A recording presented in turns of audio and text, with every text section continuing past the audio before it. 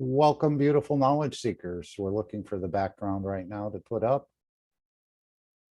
Today is April 4th, 2021. This is the Kesh. I'm getting a reverberation. Kesh Corona Telegram meeting in English for April 4th, 2021. It's the North American team. Alex will be presenting today, an inspiring presentation, and Joseph Becker will be the host. We've had trouble with Zoom, as everyone is probably well aware of. Maybe a few countries have not been interrupted, but most of us have had some trouble logging in today. So I want to thank you all for bringing such attention to the Kesh Foundation that it appears that someone doesn't like us to have so many meetings in so many different places. But it could be just a glitch in the software, so let's not attribute it to anything devious until we find out more. And hopefully Mr. Kesh will be joining us shortly, as I know they're investigating what has actually happened to the Kesh Foundation Zoom account. Alex, I think you're going to be going into the presentation right away. So if you're ready, please take over, and thank you so much for your time and your dedication to teaching the space knowledge across the planet. Thank you very much, Mark. You're going to have to stop sharing, please.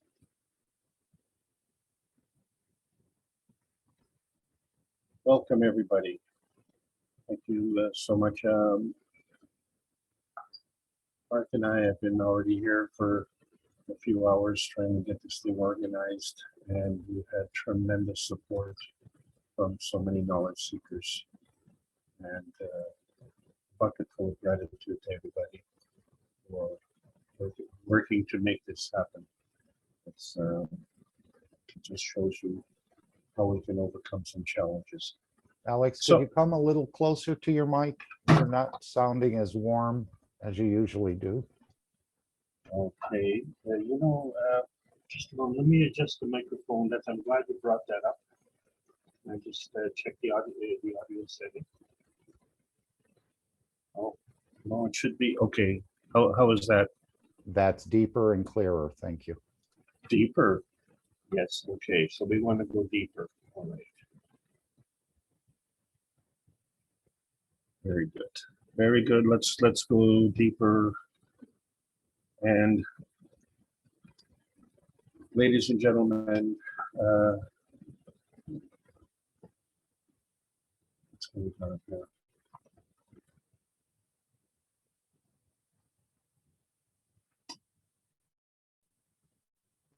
What are you seeing, Mark? I see the North American team background. Okay. Is it large enough for everyone? Is everyone seeing it, or is it in the center of your screens? Here we go. Very well. We see your presentation now. We all have to learn new tricks, and there are lots of tricks. So, like I say, I thank you all for being here. This is part of the Kesh Foundation Spaceship Institute, and in cooperation with the North American team. I do have to read this disclaimer as part of this. Please bear with me. The information and educational material contained herein is meant to promote the general understanding and dialogue of GANs processing. Such information is not meant or intended to serve as a substitute for healthcare professionals' clinical training, experience, or judgment. For patients and individuals, such information is not to be a substitute for professional medical, therapeutic, or healthcare advice or counseling. For medical issues or concerns, including decisions about medications and other treatments, readers, viewers, listeners should always consult their physician, or in serious cases, seek immediate assistance from emergency personnel. Prescription information, procedures, and use of medical devices information should be undertaken only by properly trained and certified medical personnel. We specifically disclaim any warranties, express or implied, including implied warranties of merchantability or fitness for a particular purpose. Such information is provided as is and is believed to be accurate at the time of its publishing, but it is the viewer's job to evaluate the accuracy of any information found in this presentation Every case presented is of their own experience, applied by themselves, for themselves, and it applies to their case only. Every person experiencing health problems should seek professional medical advice and consult their course of treatment with a doctor. The processes of plasma balancing described herein are a natural process which supports the body but does not replace medical advice or therapies one is already subject to. Part of the North American Corona team, welcome to the United States. Part of the North American Corona team, welcome to Mexico. One moment.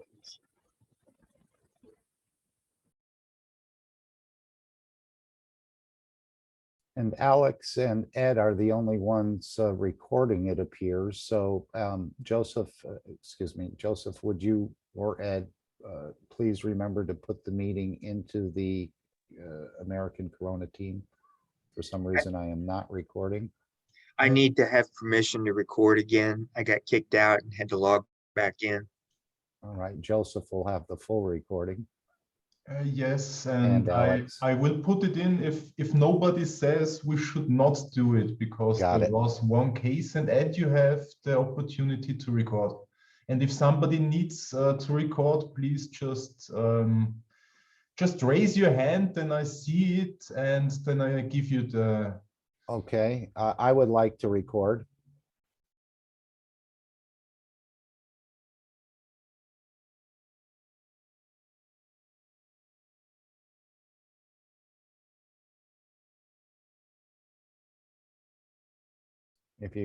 If you can allow me to record.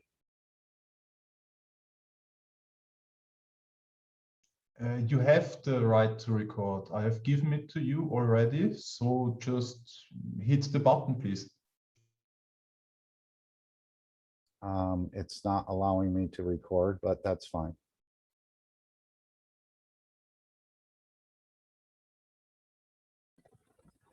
More challenges. Please try again. I have given it again to you. I got a message on the screen. It allows me to record, but it's not recording. I'm going under my name and pressing it. It's not recording. That's fine. No problem. Okay, We then have it's two recordings going now, and a third will be Ed. Okay, ladies and gentlemen, this is the Keshe Foundation Spaceship Institute. This is a class on plasma science. We were doing basic classes. This is a basic understanding. We call it the Y-axis. My name is Alexander from Canada. It is April the 4th, 2021. This is part of the Keshe Foundation Canada Plasma Education Series. We have already in the can 9 basic classes, 6 intermediate classes, 6 advanced classes.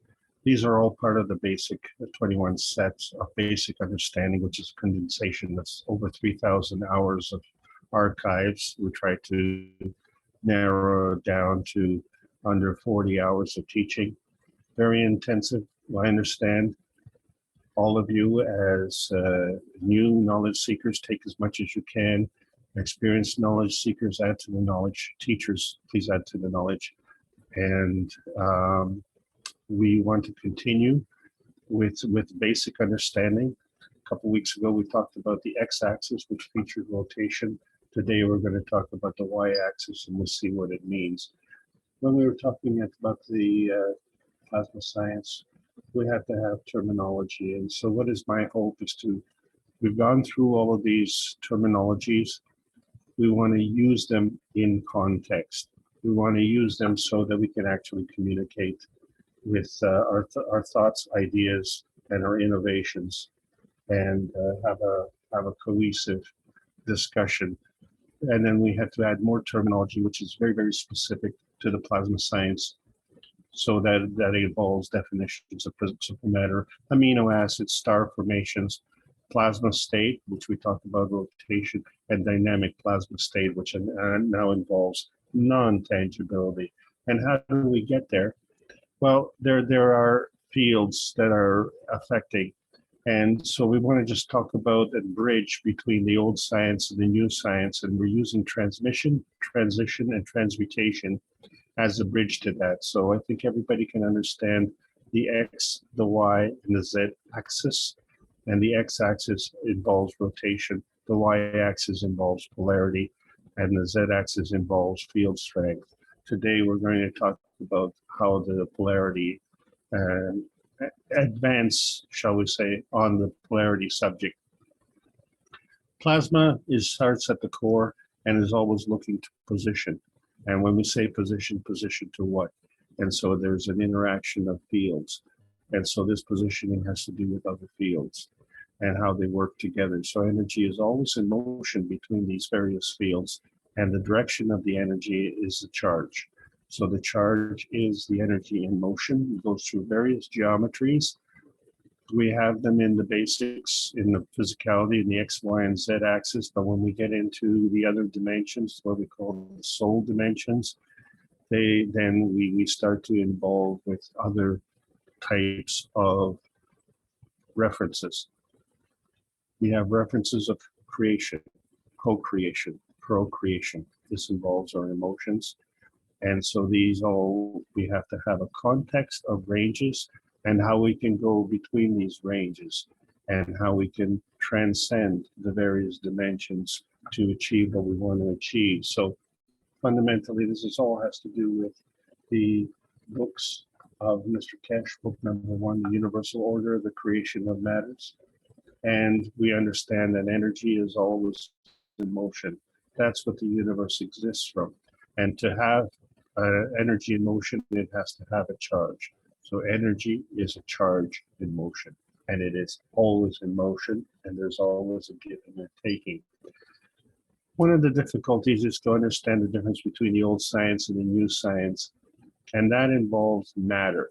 And so we have the physical matter, which is manifests of energy.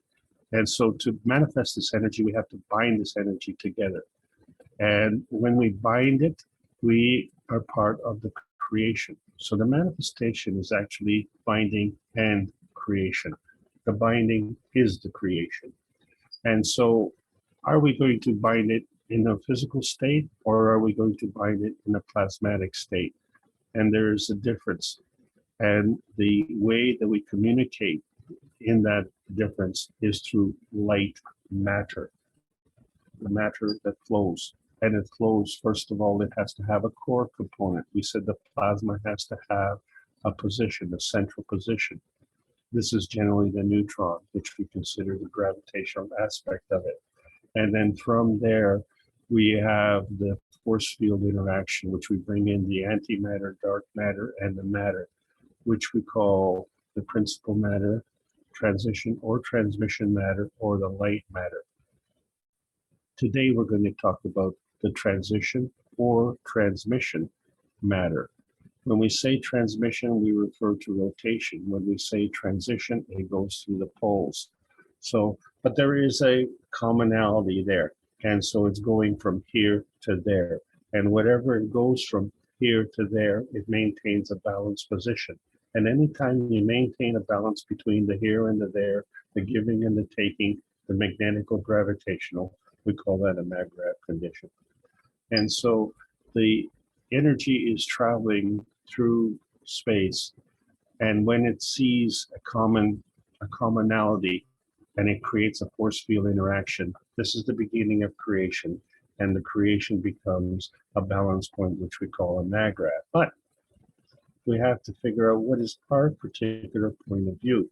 And generally speaking, our point of view is an earthbound condition.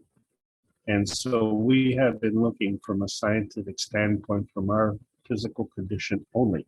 And we fail to understand that we are plasmatic beings. And as plasmatic beings, our essence comes from our soul. And it is from our soul that we come down to the physical, which is the visible reality. There is an in-between. We talked about transmission, which goes along the x-axis. But now we're going to today talk about the transition. How do we transition from the physical to the soul? How do we transition from the soul to the physical?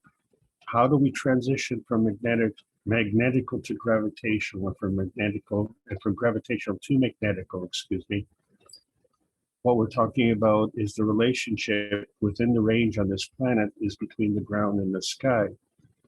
But there's more to this universe than meets the eye. And so we talked about forces coming together, and we weren't specific about where these forces came because these forces are not visible to the naked eye. And initially, when they come together, they do their little dance. And so we created a rotating field and we made the x-axis. But as the energy came together, we added the y-axis. So now we have 2 dimensions. And we see that the energy can rotate and come in and go around, but we don't know which direction it goes. And so that is determined by the positioning. There are a lot of factors that come into this on how the energy is performing, but the energy itself is in a package. And so it is a parceling unit. And that parceling unit carries a charge, and that charge indicates direction. That direction is dependent on the environment and on the position. And so when we have a MAGRAV condition, that has caused some kind of environmental attraction, and it creates a rotating field. And that field, that plasmatic field, precedes the physical field. So again, what we're looking at is not visible by the naked eye, but what's going on in there. So we talked about field rotation. When the energy comes in, it doesn't slow down, it doesn't stop. Energy is always in motion. How do you contain that energy? It has to go through a rotating field. And how many rotating fields? Well, I don't know. How big is large? There's a lot of factors that come into it. But one of the things that we do know with the plasma is that it is not restricted to the physical field. In other words, when it becomes dynamic, it can not only transcend to the outer layers, but go beyond the boundaries. And so this is the essence of the plasma science. And so when we start to dabble with this, and for a lot of people, this becomes really important because we want to have some kind of anchorage to our physicality, something that we can touch and feel. So we had reactors that were actually physical, and we put GANs inside, and we created a rotating field. We did that with electric motors. And these electric motors created a rotating field. That was the x-axis, and that field was a plasmatic condition. But we found that when they all got working together, that they created the dynamic plasma condition. And so 4 rotating reactors in the star formation actually created the 5th dynamic plasma state. And what is interesting is that within this plasma state, within this range, on this planet, within this physical planet, which we call home, we were able to see the matter state, which is the actual rotating spheres, the GANs state, which is the actual GANs that we put inside the rotating spheres, the plasma state, which is the field that was manifest from the rotation, and the dynamic plasma state, which was manifest from the combination of the interaction of the fields. And so we see 2 physical energy states, 2 non-physical energy states within the same range. So therefore, we are able to have a physical and a non-physical energy state on this planet. So we don't have to go into outer space to achieve a non-physical state. We can do this right here at home. And so what is novel about this is that we can take this dynamic plasma state into outer space. But think about this. If we can have a physical and a non-physical state within the range on this planet, then why can't we have a physical and a non-physical range in outer space? And so how do we do this? Well, one of the ways is to transition energy between the gravitational and magnetic forces. And these plasma forces are a two-way street. And so when we're looking at the dynamic field forces, that when they come together, we have the principal matter, the transition matter, and the matter, whether it's plasmatic or physical. And then we create a force field in a star formation, and then they interact with other force fields and star formations. So these force fields are moving back and forth. And are they end to end or head to head, or how are they linked up? And so this is a transition of energy through the poles. It all depends on the orientation of the poles. And the same thing happens. So we talked about the dimensions, the various dimensions. So now we know that we can have various dimensions on this planet.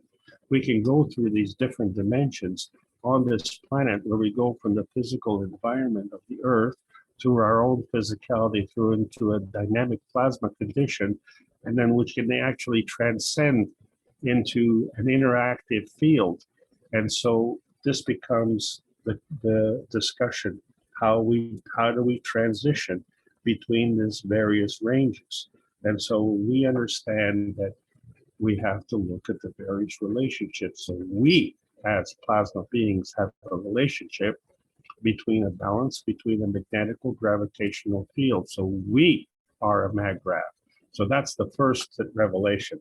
The second revelation is that our understanding of the way the universe operates and how the universe is created is not only a scientific discovery, but it is a spiritual discovery. And so we know that these two have been almost adversarial.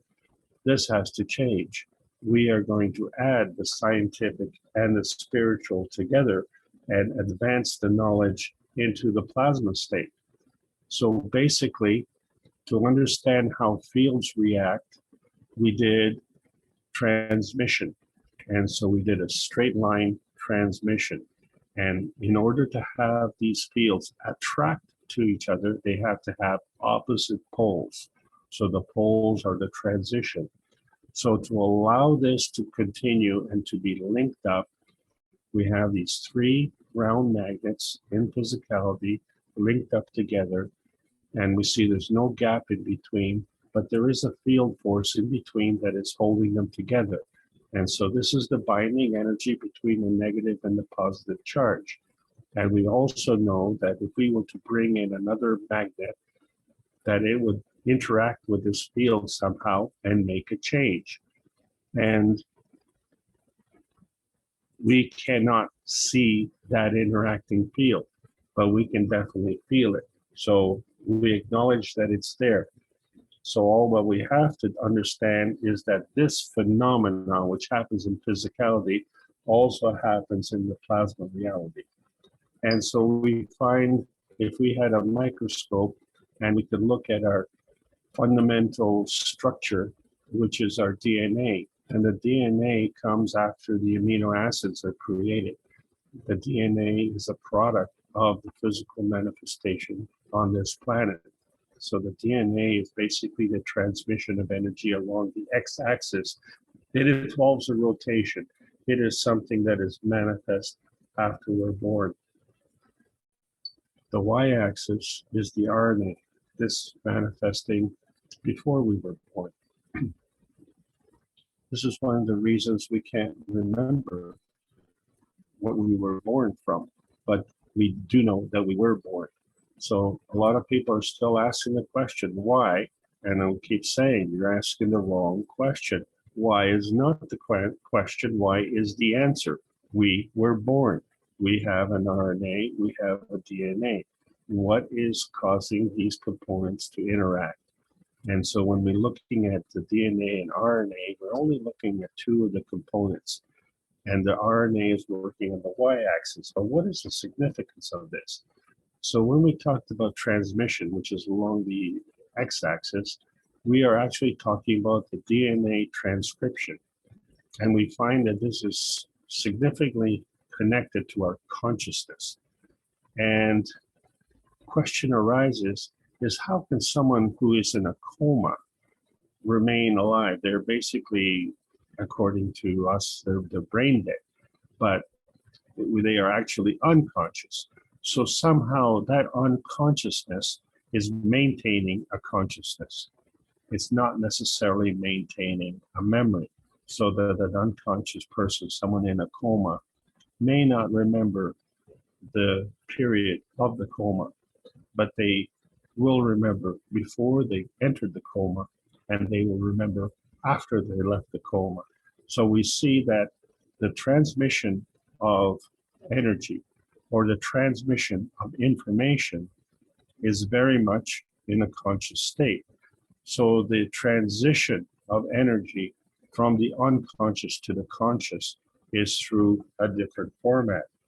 And so we find that when we look at what the effect is of the blood serum pH, we find that we understand that above 7 is alkaline, below 7 is acidic, the midpoint is 7 for water, the midpoint for blood is 7.46. And so when the blood starts to become more acidic with a relationship to the blood, it may drop down to 7.3. We're not dealing in specific numbers here. We're just giving generalities and trends. So we are basically taking the blood serum and going into an acidic direction. However, at 7.3, with respect to water, it is considered alkaline. But 7.3 with respect to blood is considered acidic. And what happens to the DNA? Well, it actually begins to stretch. And if it drops down again, say to 7.2, it stretches again. And then if it goes to, well, if we get into the coroner's office, the DNA is flat. And so what we're seeing is that the distance and the range of the DNA is affecting the communicability of the information. And so the DNA is carrying a communication, an imprint, if you will, of our physicality. And so what we've been saying is that the DNA is the same in our thumbs, in both thumbs, but our thumbs are opposing. So therefore, the transcription information of our physicality is not really dependent on our DNA. It's interpreted by our DNA, but it's not the cause and effect. The same way as when you were born, your DNA was not what you were born with. You came here somehow, some connection, you transited to this planet, and so the RNA transcription becomes the transition of your unconsciousness. And the unconsciousness we refer to in spirituality as your karma, or you carry forward. And this is perpendicular to your DNA. So we know what perpendicular means. It's 90 degrees of a relationship. So the DNA RNA interaction is perpendicular to each other. And so in modern science, we're looking for gene therapies, if you will. And we have engaged in gene modification, if you will. Personally, I call it gene mutilation. But what we found with the plasma science is that we can have a restoration of the genes to their original source. So the main gene modification that we're engaging with today is mainly on the RNA side, because the RNA affects the DNA and they work together. And then what happens in our society, seeing as these are linked up? And so we say in a healthy blood serum pH, we see that the range between the interactions of the DNA is at a prescribed rate, and the interactions of the RNA are at a prescribed rate, and the combination of the interaction of the RNA and the DNA is at a prescribed rate. But when we change the pH, we call that terrain altering. And in our society, there are various factors which affect and create acidity within our blood. So the four basics are air pollution, water pollution, food pollution, and the worst of all is the mental pollution. And then what happens when our blood becomes acidic? We find that our DNA extends. And if our DNA is extending, And the RNA is interlinking with that, and the RNA is also extending. And so we find that we're having issues. This information is traveling in both directions. This is one of the things about the plasma science, which is unique. Energy is not only in motion, but it's a two-way street. So we have to understand that that energy is going between two plasma fields, and it's going back and forth. But in order for each plasma field to maintain its magnetical gravitational balance point, which we call a maggrav, it has to also give and take to itself. So in essence, it has to be self-serving to maintain its maggrav position, but it also has to be serving others to maintain its plasmatic interaction. So you cannot not maintain a plasmatic interaction. Energy is always in motion. You just can't dictate where you're going to give this energy to, because that energy, what creates the definition of that energy is the field strength and the barrier of fields, which is through natural selection. And that choice you have. So you are what you give your time and energy to. And so that's the basis of that. That is not only science, but that is also spirituality. What I want to talk about is we brought up the subject of growth, and we said that it has to do with hydration. And you're not looking at viruses here, you're looking at a concrete gel envelope. And so a concrete particle, when you add water to concrete, you understand it goes through a chemical process and then it eventually becomes hard. So what actually is happening is that the water is coming in from the outside and hydrating the cement particle. And it basically does create a, shall we say, an encompassing field or a corona type field. And it gravitates, shall we say, towards the core. And so in the process, the water itself is consumed. So we understand, remember from the water molecule, that the hydrogen leaves and the hydroxyl combines. Well, what happens to the hydroxyl? It combines with the silicon in the concrete and forms a SiO4, which is the basic structural formation of concrete. Right? And that would be on a chemical basis. But an interesting thing happens is that these little spikes grow. And these little spikes that grow out grow away from, in other words, they grow in the magnetical direction, away from the core. And the way they grow is through a rotation. So we have the basic core, which is manifesting from a field rotation. And then we have these spikes, which are growing away from this core in a field rotation. So we now have two rotations operating in two different directions. We said the x-axis is a rotating field, and these spikes are growing in a polar field. And so to maintain the maggrav condition of the polar field, we have a rotating field to maintain that field. So we're literally having, through the polar field, a rotating field within the polar field. Why I'm bringing this up is because when we look at this snail, and I swear to God, I mean, this is my snail, and he hasn't gone through the Keshe Foundation Spaceship Institute classes. It's done this all on its own.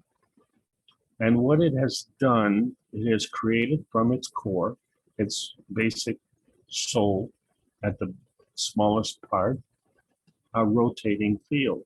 And it has built up this shell. But as it's gone through this buildup, and you can see the striations going across it, that has been a rotating field as well. So the way that this rotation has extended is through an individual rotation. So this is the same thing that happens when our Earth rotates. One rotation is a day. And if we do this 365 days in a row, we actually traverse around the sun. Are we back at the same point 1 year later? No, because the entire solar system is moving with relationship to the rest of it. And so this is how you find this shift in this shell. In this shell, you see that it started as a small, rotated, and through the process of growth, it rotated and it created a field. Unfortunately, this field is big enough to house the snail because the snail itself is growing. So there has to be a coordination to the rate of growth of the snail and the rate of growth of the snail shell, right? Because the snail shell has to be big enough to accommodate the snail. Okay, well, that's very interesting. So we have the basis of the creation. That's the rotating field. We find that our nerves are doing the same thing, but there's something different about the nerves. They basically form each of these little individual green squares is part of the myelin sheath on a nerve. So we have the nerve with the head on the left, which is the neuron, and a synaptic gap on the right, which is part of the dendrites. And isn't it interesting that we have dendrites, and in between the dendrites, we have a gap, kind of like your monatomic nanocoating.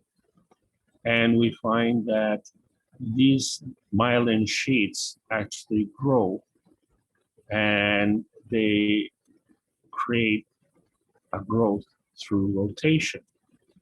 But as this rotation is growing on the leading edge, there is an addition of material, and that material is also created through a rotation. So we have a rotation within a rotation. Okay.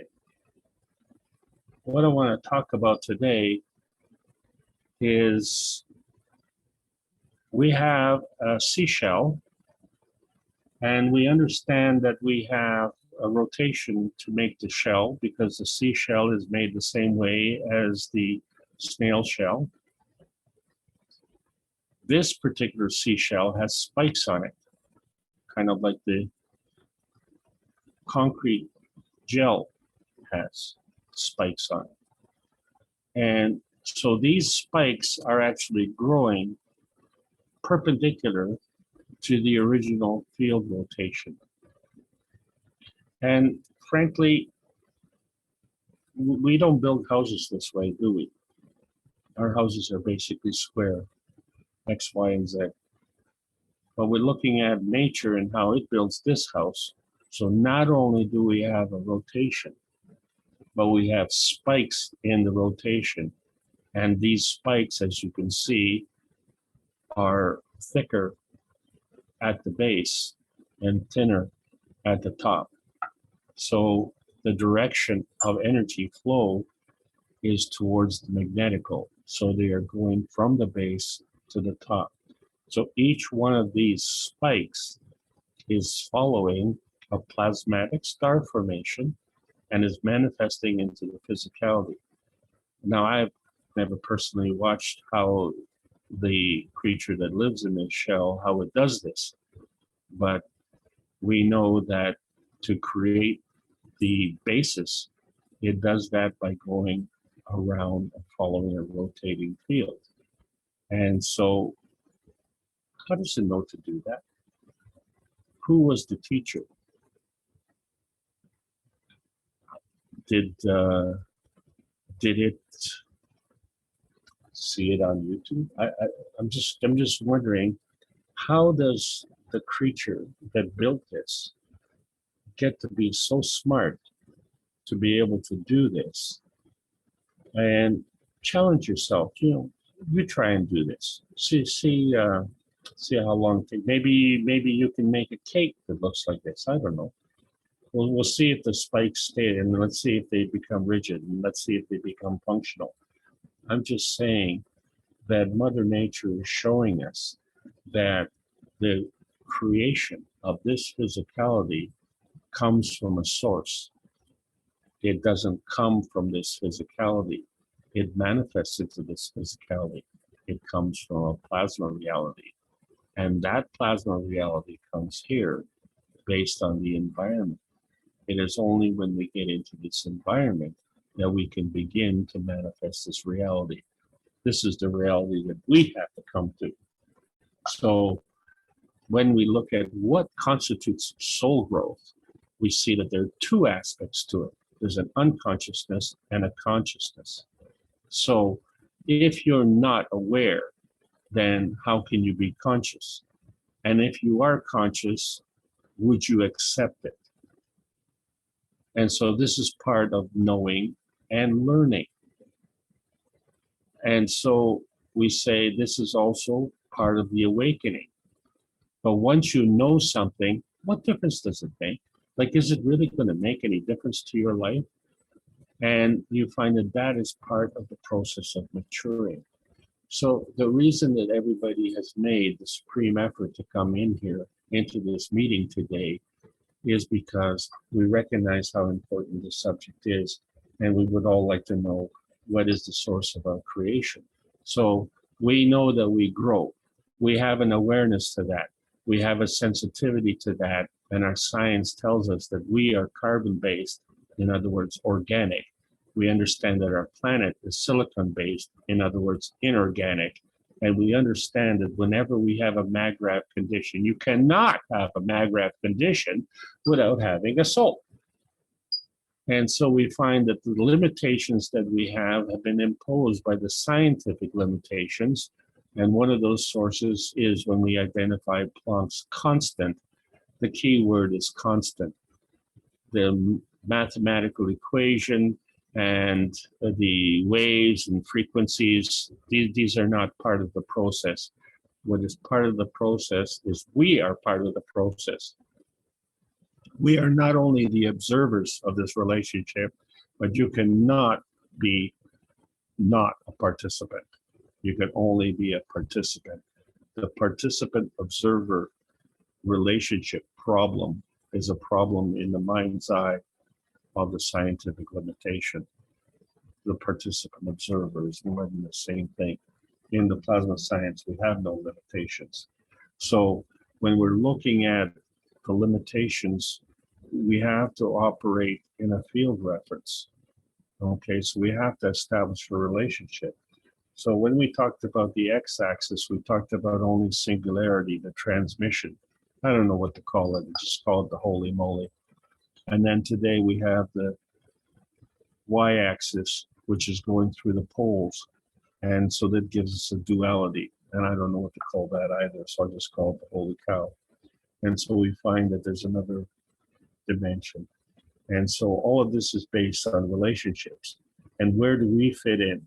We don't fit in any of these, okay? Because we are the participant observer to this relationship. So we are in a plasma state, which is higher. And this is the point. We are in a balanced MAGRAF condition where we have a balance of the magnetical gravitational fields. And so from a scientific standpoint, what we're looking at is the balance between the conservation of magnetical fields versus the conservation of energy, right? So you have a magnetical field, which is a balanced MAGRAF, and you have energy, which flows from field to field, from MAGRAF to MAGRAF. So spiritually speaking, we have a soul, and that soul is somehow connected. But just because you have a balanced position, and just because you have a soul, it doesn't mean you do anything with that knowledge. You could just be a nice bump on the log and enjoy your presence. But, you know, if you want to do something, you have to add some spirit to it. And so the spirit becomes the motor of the soul. And this is where the plasma science wishes to add to the knowledge base that we've achieved scientifically, the knowledge base that we've achieved spiritually. add it together and add more. And you will find that 1 plus 1 is more than 2. So we want to graduate from the perpendicular forces which are operating in the 3 dimensions. So far we've discussed the X and the Y axis. Next time we will discuss the Z axis. And this is all to maybe understand a little bit more advanced.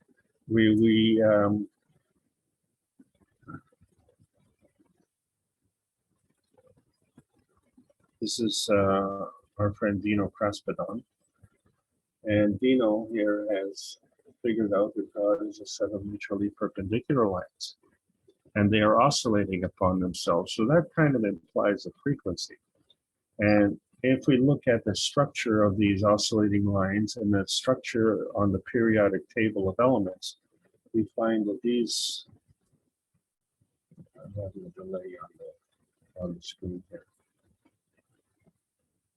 These lines are interacting because they want to travel. And so what we want to do is to travel from one corner diagonally to the other corner. And so if we take one dimension and we follow the x-axis, in order to get to the other corner, we have to make a couple of bends in the road. And these bends in the road are perpendicular to each other. So we could start at the x-axis, then we make a bend on the y-axis, and then we have to make a bend on the z-axis. But, you know, that's if we only go on the one road. What if we go on the other road? What if we go on the y-axis? We have a choice. We can go rotation or we can go through the poles. But we find then if we want to continue on our path, we have to bend to the x-axis and then we have to bend to the z-axis and we get to that destination. But if we look at the individual path, we find that the paths on the x-axis and the path on the y-axis are different. And there's a reason for this, and we will discuss that later because this picture is not complete. So we're going to discuss that later. But what I'd like to discuss is the fact that based on these interactions of fields, we have plasma positioning. And so we have a choice. If we look at the 6 faces of this cube, we can have plasmatic energies in the center of the face. If we look at the center of the cube, we can have a plasmatic condition, which we call body centering. We can have any combination of these that we wish. And so once we have a relationship with that particular dimension, we can reposition ourselves. And this is what we always have to do. And we know that because we see the same thing that happens with these magnets. So this time we have a circle of magnets and they have a polarity. Because it's round, it's an arbitrary polarity. I don't know which way is up. I just know that opposite poles attract. So some are negative, some are positive. So we can change this polarity by rotation, or we can change this polarity by flipping the poles. Indirectly, the result is the same. However, the travel could be through a different perpendicular field. That's the point. And so when we look at the Earth, we find that the Earth is actually round, yes, and it rotates around the x-axis, which is the equator. And then it has fields that go through the poles, which is the y-axis, and there's a magnetical gravitational relationship. And so this is the basic geometry. This is the basic geometry of the Earth, and the Earth has done quite a good job.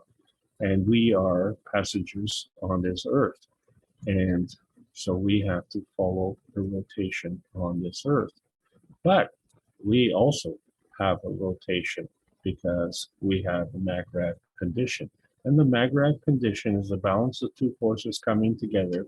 We create an x-axis and a y-axis. And next time we'll talk about the z-axis. So what we're talking about is basically two fields interacting. And we look at the basic plasma rules. The higher strength feeds the weaker strength. And then the combination of those creates a MACRAV balance field. And then that balance field gives. And the question is, gives to what? And then it also takes. And the takes question is, takes from where? Okay. The answer is why. So what we have to do is find out what is the question. So energy is always flowing. Energy is always in motion, and energy always has a charge. So in order to receive, we have to give. So the giving is first because we have to make room. Because if we don't make room, where are you going to put it, right? So you have to emit first, absorb second.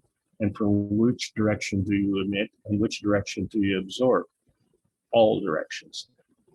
But when we look at the fundamental path of energy, we just say that the energy comes in and it goes out and it goes around. And if we don't have the right field strength, it'll just pass right through. So what determines this is the magnetical repulsion of forces, which we call emission, and the gravitational attraction of forces, which we call absorption. And so the balance field is between the ground and the sky, which we refer to as our equator and our magnetosphere. And that represents a certain direction of our field forces. And the way we travel within those field forces, which we call a range, is based on susceptibility. So now we know when we look at this picture, which is a picture that we can't see with the naked eye. We've talked about the x-axis, which is rotation, and the y-axis, which is the energy going through the poles. But as you can see, that doesn't complete the picture. That only completes what we're talking about today, and that is that this rotating field is not only rotating to keep the magnetical field, not only rotating to keep the gravitational field, but there are rotating fields in between, and we can transition through these fields by going from the core to the magnetical aspect of it. And what determines that, as I said, is susceptibility. So if we understand that this is all rotating, then when we take our dimension building and we have a point, in order to have a reference, we have to have a second point. So we add a second and we connect one. And then if we want to make our rotating field, you just grab one end of it and you swing the other one around. So we call the one end that's the pivot point, and the other goes through an arc. And this is how the sun rotates around the planet. Yeah, the sun rotates around the earth. That's how we perceive it, because that's our point of view. But in reality, the earth rotates, and so the sun comes up in the east and sets in the west. But the thing that we do find is that in the morning and the evening, we are in the red zone, and in high noon, we are in the blue zone, which indicates a polar shift. And then at night, we are in neither one of those zones because we're in the dark. And so there is a transition that goes from the morning to the night, and in between, we have these zones.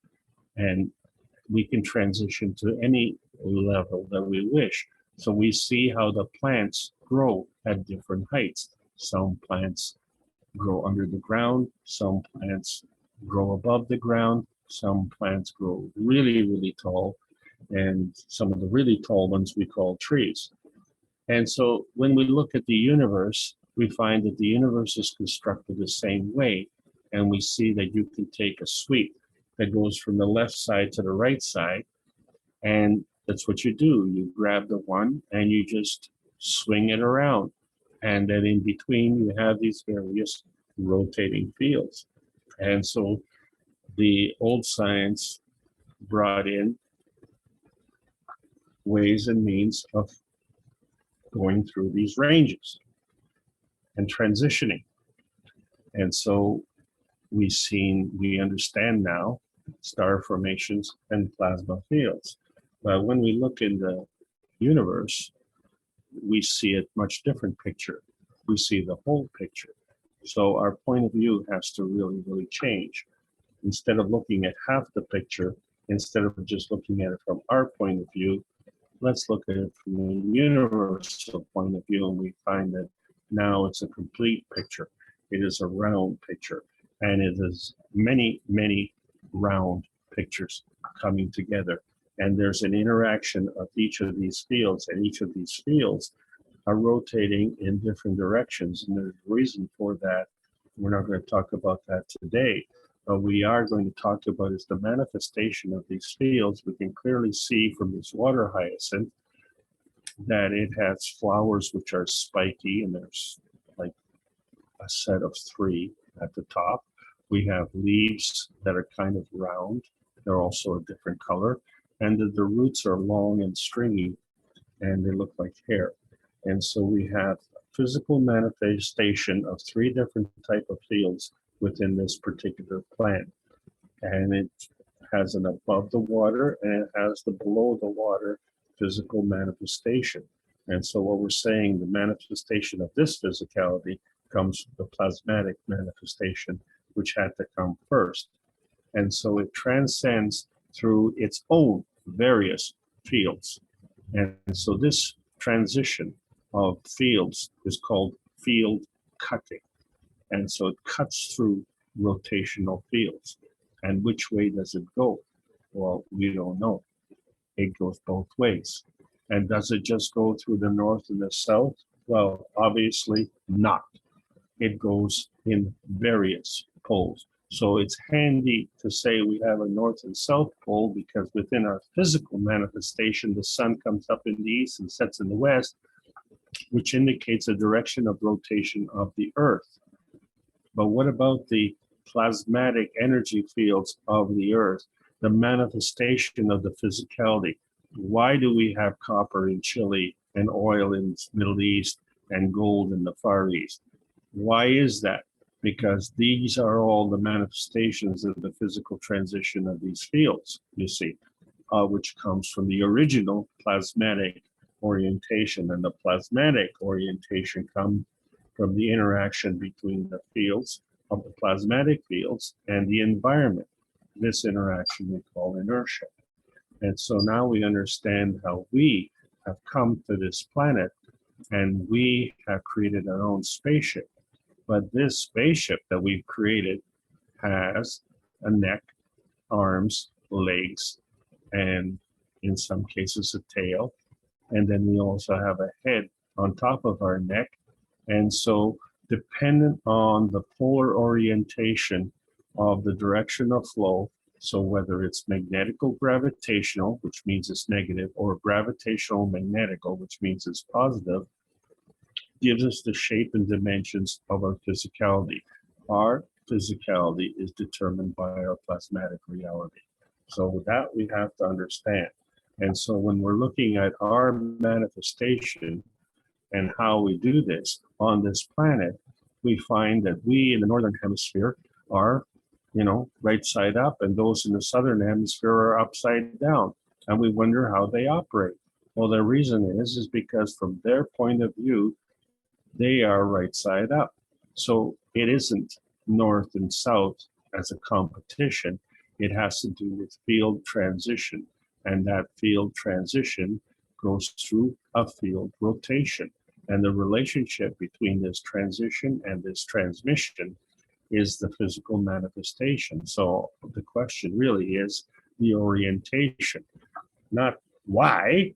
Why is the answer. And so we find that the cups of life and how they're structured, and we find the interaction of these cups of life have the same thing. We can make the cups of life in the northern hemisphere and the southern hemisphere, and we can create them in any direction that we want because they are based on the orientation. And so we find the resemblance between the stacker of the cups of life and our spine, and how the higher energy feeds the weaker energy, but there's no discrimination there. It always feeds to the lower energy. It is unconditional. And so we know that in a coma, we can have the maintenance of our body as a plasmatic condition, although it is unconscious. So therefore, there is some kind of energy that is maintaining that mag-rav condition of unconsciousness. And so that is where our soul comes in. And our soul is also needs to maintain its MAGRAV condition. And when you say a MAGRAV condition, feeding to what, taking from where? And so that is the question. And so we find that the reality, our reality, is actually a manifestation. When two fields come together, they form another. This other is the manifestation. So the plasma feeding leads to the manifestation. And now the new rules are that the manifestation could be either non-tangible or tangible, non-visible or visible, plasmatic or physical. So therefore, there is a plasmatic reality and there is a physical reality. There cannot be a physical reality without a plasmatic reality. But there can be a plasmatic reality without a physical reality, right? Because the manifestation is the form artifact. So we find that there is some kind of connection, whether it be through transmission or transition. And it's the emotion of presence, which is a form artifact of this energy that is in motion. And so fundamentally, really, really fundamentally, the plasma science is all about the magnetical attraction and repulsion. And so we create a magnetical field, and then we create a gravitational field, and the combination of those create a MAGRAV condition. And energy has to be always in motion, so the magnetical is giving, the gravitational is taking, and then we say giving to what and taking from where. And so this is how energy is always moving. And so now we understand the basis of the cups of life. And the reason for that is it's done the same way. There's a giving and taking of energy. So when we look inside cup number 1, we find that we have 2 matter state components, a zinc plate and a copper coil. We have a plasmatic component, a nano-coated copper coil in the center. And the combination of these fields creates a magnetical field. Then we say that, and then it creates a gravitational field. And so when you're looking at the cup of light, you now know that there are interacting fields there which are not visible to the naked eye, but you know that they're there because they are plasmatically manifest. And then they physically manifest into a GANS, which we see in this particular configuration is zinc GANS and copper GANS. Now you've created another manifestation, and that will create CO2 GANS. And now we have created a basis of a star formation, and we bring in the amino acid and the construction of water. And so what we've gone through is 4 different levels here. We have physical state, we have nano, we have GANS, all part of the physical state.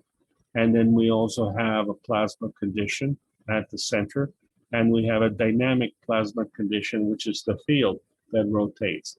And when we look at the second cup, it's constructed the same way, with the difference of being a copper plate instead of a zinc plate. But the same thing happens. We have a magnetical field and we have a gravitational field. And then when we have the 2 cups together, we see that there's a difference. There's a difference in field strength. And there's a relationship of the interchange of energy within those components. Likewise, there's an interchange of energy between these 2 cups as well. So we like to say that we want to keep the batches apart at least 1 meter if we're trying to get exclusively an emotional cup and exclusively a physical cup. But when we put the 2 together, what we're really getting is the beginning of the cup of man. And we will talk about that later. But the most important subject on our minds today, and you know, for us Canadians here in the province of Ontario, we have been locked down again for another 4 weeks. And regardless of what the law is, regardless of what the purpose is, the basis of the impetus to lock us down is the virus itself. That is the excuse. And so our mission really is to eradicate the virus, and how we do that is through the transfer of this energy. And so we have 2 different fields. We have the cup number 1, which is emotional, which is stronger, depleting the energy of the virus. We have cup number 2, which is actually smaller, and it is physical. And we not only deplete the energy, but we convert the energy. This is the duality. So we have a depletion and we have a conversion. And this is the advanced part of the science. So the thing about the virus is that it is seeking protein. And so we know the amino acids, which are the building blocks of life, are the beginnings of protein. And how they get to be protein is it start with 3 amino acids, which are the foundation. And then as they grow the DNA, which is a manifestation from the RNA and the combination of the two forces working together. And that's the part of the growth. And then the 4th amino acid comes in and causes a folding over, which is the basis of protein. And then from the protein, we have the creation of water. And so we're looking at our skin, our cells, and how they're created. They have layers. And these layers are also gravitational and magnetical. And in the previous classes, we talked about phospholipids and how they work. And so the Zoom phospholipids. private Zoom is open. Our Zoom is not open. Hello, Mr. Kesh. Yes. I was going to interrupt you, Alex, because I saw his mic was open and I. thought Yes, you'd- our Zoom is not connected. Good The day, Cash Mr. Kesh. Foundation Zoom is still hanging. Yes, good day to you. Sorry about that. Just carry on, please. Okay. No, I just came in because our Zoom is not connected. Cash Foundation Zoom, part of the whole Zoom structure, which is down at the moment. We are part of it. It was interesting to see our open. Carry on. Sorry about that. Mr. Kesh, the Spanish Zoom can be opened. I opened it for a while 2 hours ago. Yeah, but they have a big problem. They have 46% failure in logging in at the moment in Zoom. We've had tremendous support from the knowledge seekers here. Everybody's made tremendous efforts to be here, and I thank you for being here. Yeah, thank you very much. Sorry about that. It's just that I was surprised that you are on, because the whole of the Cash Foundation network on Zoom is up, and they keep on telling us try in half an hour, and now they're trying to fix it from the Zoom side. We have Well- people with private accounts like Alex and Ed who are willing to offer up their number and their passcode for us. But to are you still continue. on a 40-minute or 45-minute time? No. No, this is my license. It's my licensed account. Ah, okay. No problem. We'll see when they bring us up, because they know they're working on it.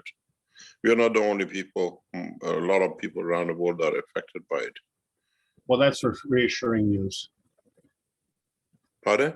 That's reassuring news. So Yeah, we know apparently they were upgrading or moving to a new system or whatever they were doing, and they were hoping that during Easter time it will be quiet, they can do it. But somehow there is a mislink in their system. And Well- That is not sabotage then. pardon? I say it's a good thing that it's not a sabotage or something. No, it's Zoom totally. I don't. If you go on the internet and you put it, yesterday they had 35%, or later on they had 35% failure logging in, and this afternoon raised to 46% failure to log in. And they are talking to our IT group that they are trying to fix it. They asked us to test every 5 minutes or every 30 minutes, sorry. And it's a worldwide Zoom upgrading. You're not the only one. There apparently, when you read on the internet, you're reading some people even missed their teaching classes with other groups or whatever. Some conferences has been canceled. Well, we have been very lucky, and we have been able to continue. And Yeah. It seems individuals are much more successful than organizations. Organizations, universities, and companies are the ones who are hit hardest. But hopefully by Monday, Tuesday, they will sort it out. and there are people who are paid to do that, and that's a good thing. So No, this is the Zoom, because you know, due to Corona has had a lot of new demands on it. I think they were trying to upgrade, and somehow the interface has not worked with the new upgrade. We are on top of it. It's not the sabotage, it's just everybody is in it. It's not just one or two people, a lot of people are. This afternoon was 46% failure in logging in worldwide. We'll see. Well, we are grateful for what they're doing, and Mr. Kesh, I hope you stick around. I'm almost finished with this presentation.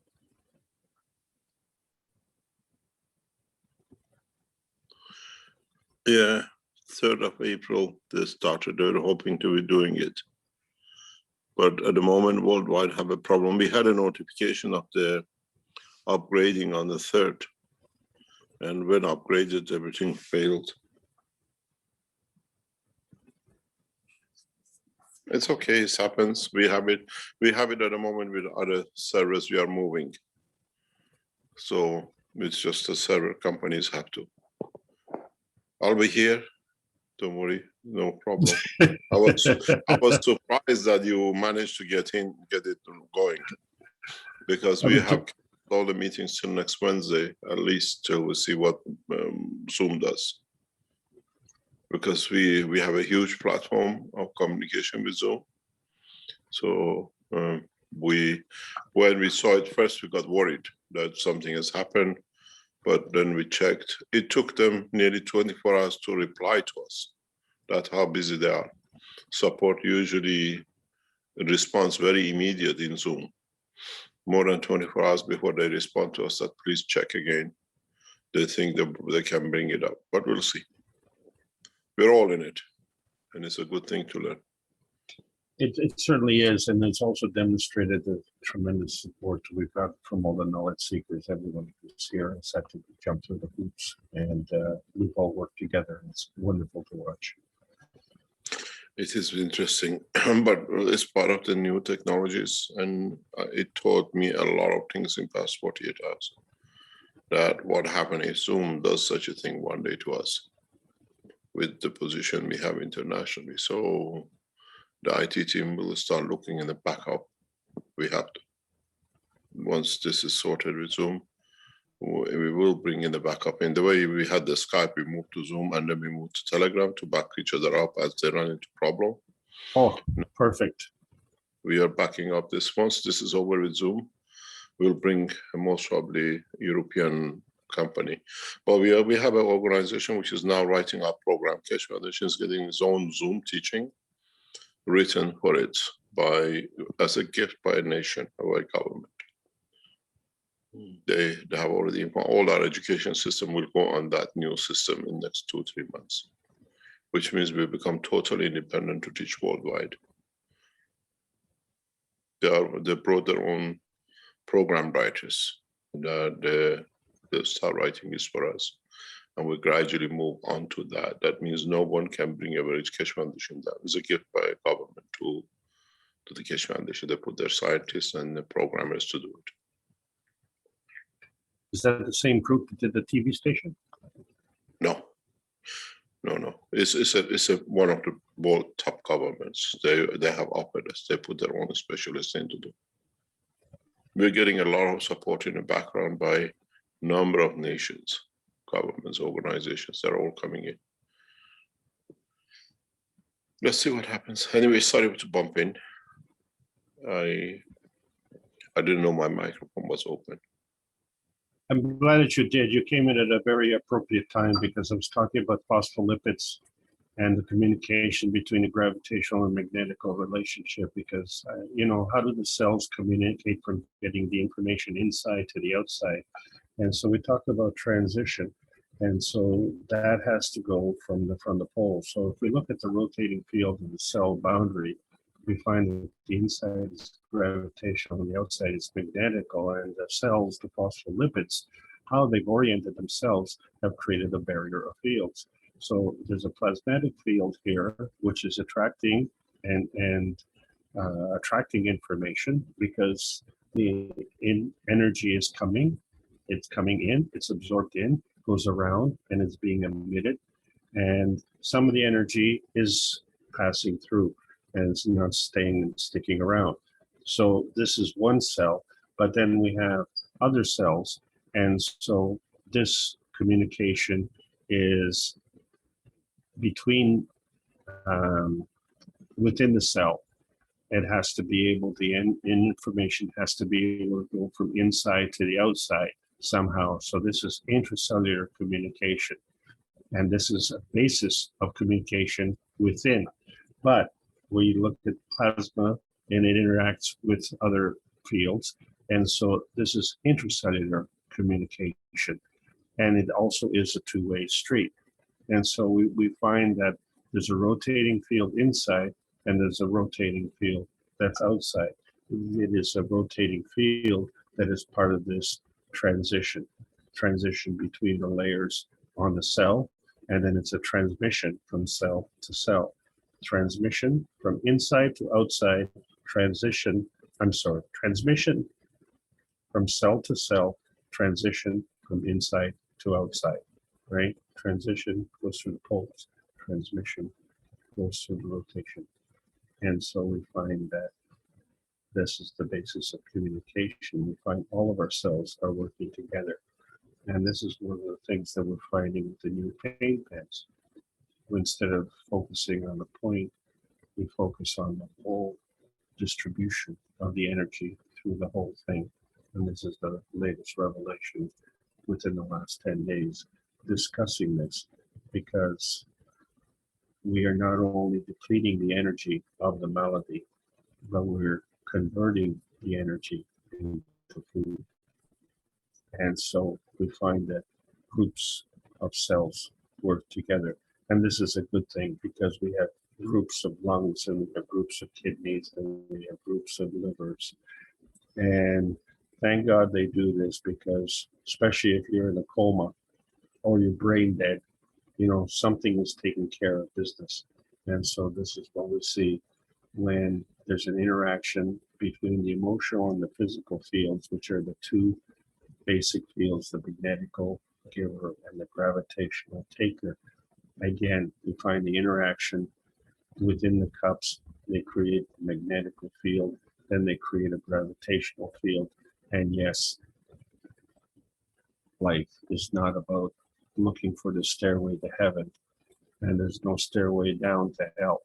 It's the stairway to heaven is within, where we are most stable, where we are most complex. That is the gravitational point, that is within.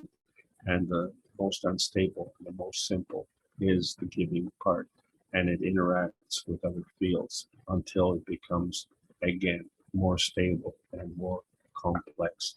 So this is the basis of the interaction of fields, and we can see that the interaction of these fields is based on susceptibility. So when we look at the picture on the left and we see the rotating field of the GANs, where's this energy coming from? And you look at the field on the right and you say, well, there's a hole in the GANs. And where does that energy come from? And so is it GANs or is it a hole? And what is it? And why is it?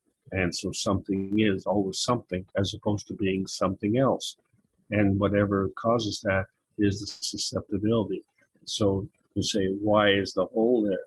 No, why is the answer? There is a hole there. What you have to look at is the cause of that hole. And the cause of that hole is understanding plasma science. And now through the new communication that we know there's a special communication within our bodies that has existed. There's a special communication within the seashells, and there's a special communication with our nerves, and there's a special communication with the vertical people. So we understand that plasma is a kind of energy, and so when you define plasma, it's a kind of energy state, and it's pretty important, and we see how it's affecting our lives, and we can transition. We can transition from the magnetical to the gravitational. We can also transition from the gravitational to the magnetical. The only way that we can do that is that we are in a plasma state. We are plasma beings. So we shouldn't grovel in the lowest energy state, which, you know, is focusing on heat and electricity.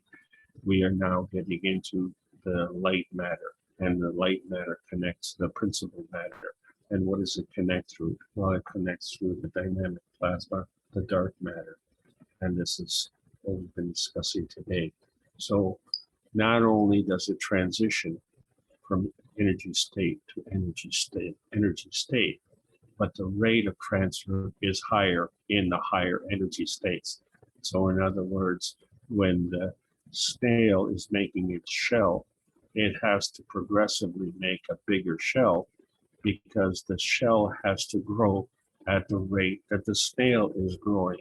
So obviously, when it's making a bigger home, it's doing a lot more work than it is doing it when it started the shell with a teeny tiny speck, when it itself was teeny tiny. And so we find that through each rotation, it is growing. And as it's growing by many orders of magnitude. And that's just in the physical worlds. But in the plasma worlds, we find that the energy states increase by at least an order of magnitude, and the higher energy states feed the lower energy states. And so when we're feeding these energy states, we find that we can either increase, which is natural creation, or we can decrease, which is natural decay, or, you know, we can just stay like a bump on the log and become catalytic or non-consuming. And so we find that this is the fundamentals of plasma. It absorbs fields, and it is a barrier of fields. So there's a selection, and this selection is based on the ethos of the universe. And we have to take that into account. So the point here we're trying to say is that when we look at the transition to go from a lower state to a higher state, we find that the energy field increases. So to maintain each energy state as we go up, the maintenance of these energy states is a Maggrav condition, and that Maggrav condition on each energy state is based on the x-axis, which is the field rotation. But to go from one state to another state is through the energy transition. And as we go higher, there's more. And this is the point. We settle for too little. We settle for our physicality. We need to demand more, and we need to be more. And the only way that we can be more is to do more. And so in the whole process, we're looking for emotional and physical satisfaction. And we have a few universal languages on this planet. And what we want to discuss is whether that is an earthbound or a spacebound thing. Well, it's the old physics. There's a limitation on the speed of light, and there's a limitation on the pole shifting. And we find that we have scientific and spiritual limitations, and we have to really add to the knowledge. And so this is the future that we're looking at. We are in the future. The future is the present. And that's what we call the post-pandemic, as far as the Keshe Foundation is concerned, as we deliver the new science. But we have to deal with the present. The present still has the old paradigm, and we still have a pandemic that's out of control. And so we have to change the channel. And one of those channels that we're talking about is the Keshe Foundation TV channel, because science meets the soul for the man for peace. And you can't have peace if you don't understand the ethics of the universe. So the ethics of the universe is no longer bound by the limitations of the speed of light, but it involves morality, compassion, and courage. And this is the basis of our plasmatic structure. And once we understand the rules of that, then we can go beyond the basics of our little teeny tiny world and understand the plasma bound science has no boundary. It is involving the plasma satisfaction through the restoration of our emotional and physical vitality, which will be delivered shortly by the Universal Body Enhancement Spaceship units. And so there we see that now we will have all things in combination. As plasma is interacting, there's a magnetical pushing and pulling, called the magnetical pushing, the gravitational pulling, and the balance of those is a Maggrav condition. And so when we look at our souls and we see that if we continue to depend on the energy from this earth, we are limiting ourselves. We have to open up to the energy of the universe, open and yield to the power that comes in and allow it to happen. It is only then that you can receive. In order to do that, you have to provide a pattern. So you have to be discriminatory in what kind of pattern you provide, because when you provide that pattern, you get that energy, and that energy mimics that pattern. So the game, the question is, when we play tic-tac-toe, everybody knows that game, X's and O's. But when you fill up the board, and if you don't fill up the center, then the question becomes, if I have the transmission from left to right, or if I have the transition from bottom to top, and there's another field force, who is the winner? And we're not going to talk about that today. We are just the messengers of peace and friendship. The winner is this planet. We are delivering peace on this planet. It is in public domain. All we ask is that you sign the World Peace Treaty, once with your pen, once with your heart, restore some physical and emotional harmony and vitality to yourself, to your neighbor, and to this planet. As knowledge seekers, we all came to this meeting to a difficult course today. Thank you all for being here. As knowledge seekers, we are really truth seekers, but that's not enough. That is not enough. You can be a bump on a log and you can do quite well. Can we become difference makers? We understand that this plasma state is not only within us, but it's throughout the rest of the universe. This is a universal language, and the plasma science needs to be delivered in exchange for peace on Earth. That is the lesson. We made it, Mark. Thank you so much, everybody. Thank you, Alex. You're providing the room number plus the teaching. Where would we be without you? I want to thank you very, very much. I had a question you've seen this formula around the foundation where gravitational fields minus magnetical fields equal your structure. Is that a valid formula? Would you say? If the gravitational and magnetical fields are physical only. So when we look at the new math, we have to understand that there's a plasmatic component in that. So when we looked at the structure, let's say of the neutron, it has its physical thing. So we look at the mass of the electron and proton of the neutron, that component. But we also have to look at the mass of the antimatter, dark matter, and matter. And then we also have to look at the mass of the PMTIX, the transition energy. And we take all of that into account because that is all part of the plasmatic manifestation. It is the plasmatic manifestation which is the substructure for the physical manifestation. So our physical manifestation ends up being a maggrav, which is the balance between the gravitational and the magnetical. And so that is the gross. So what you're talking about is the net.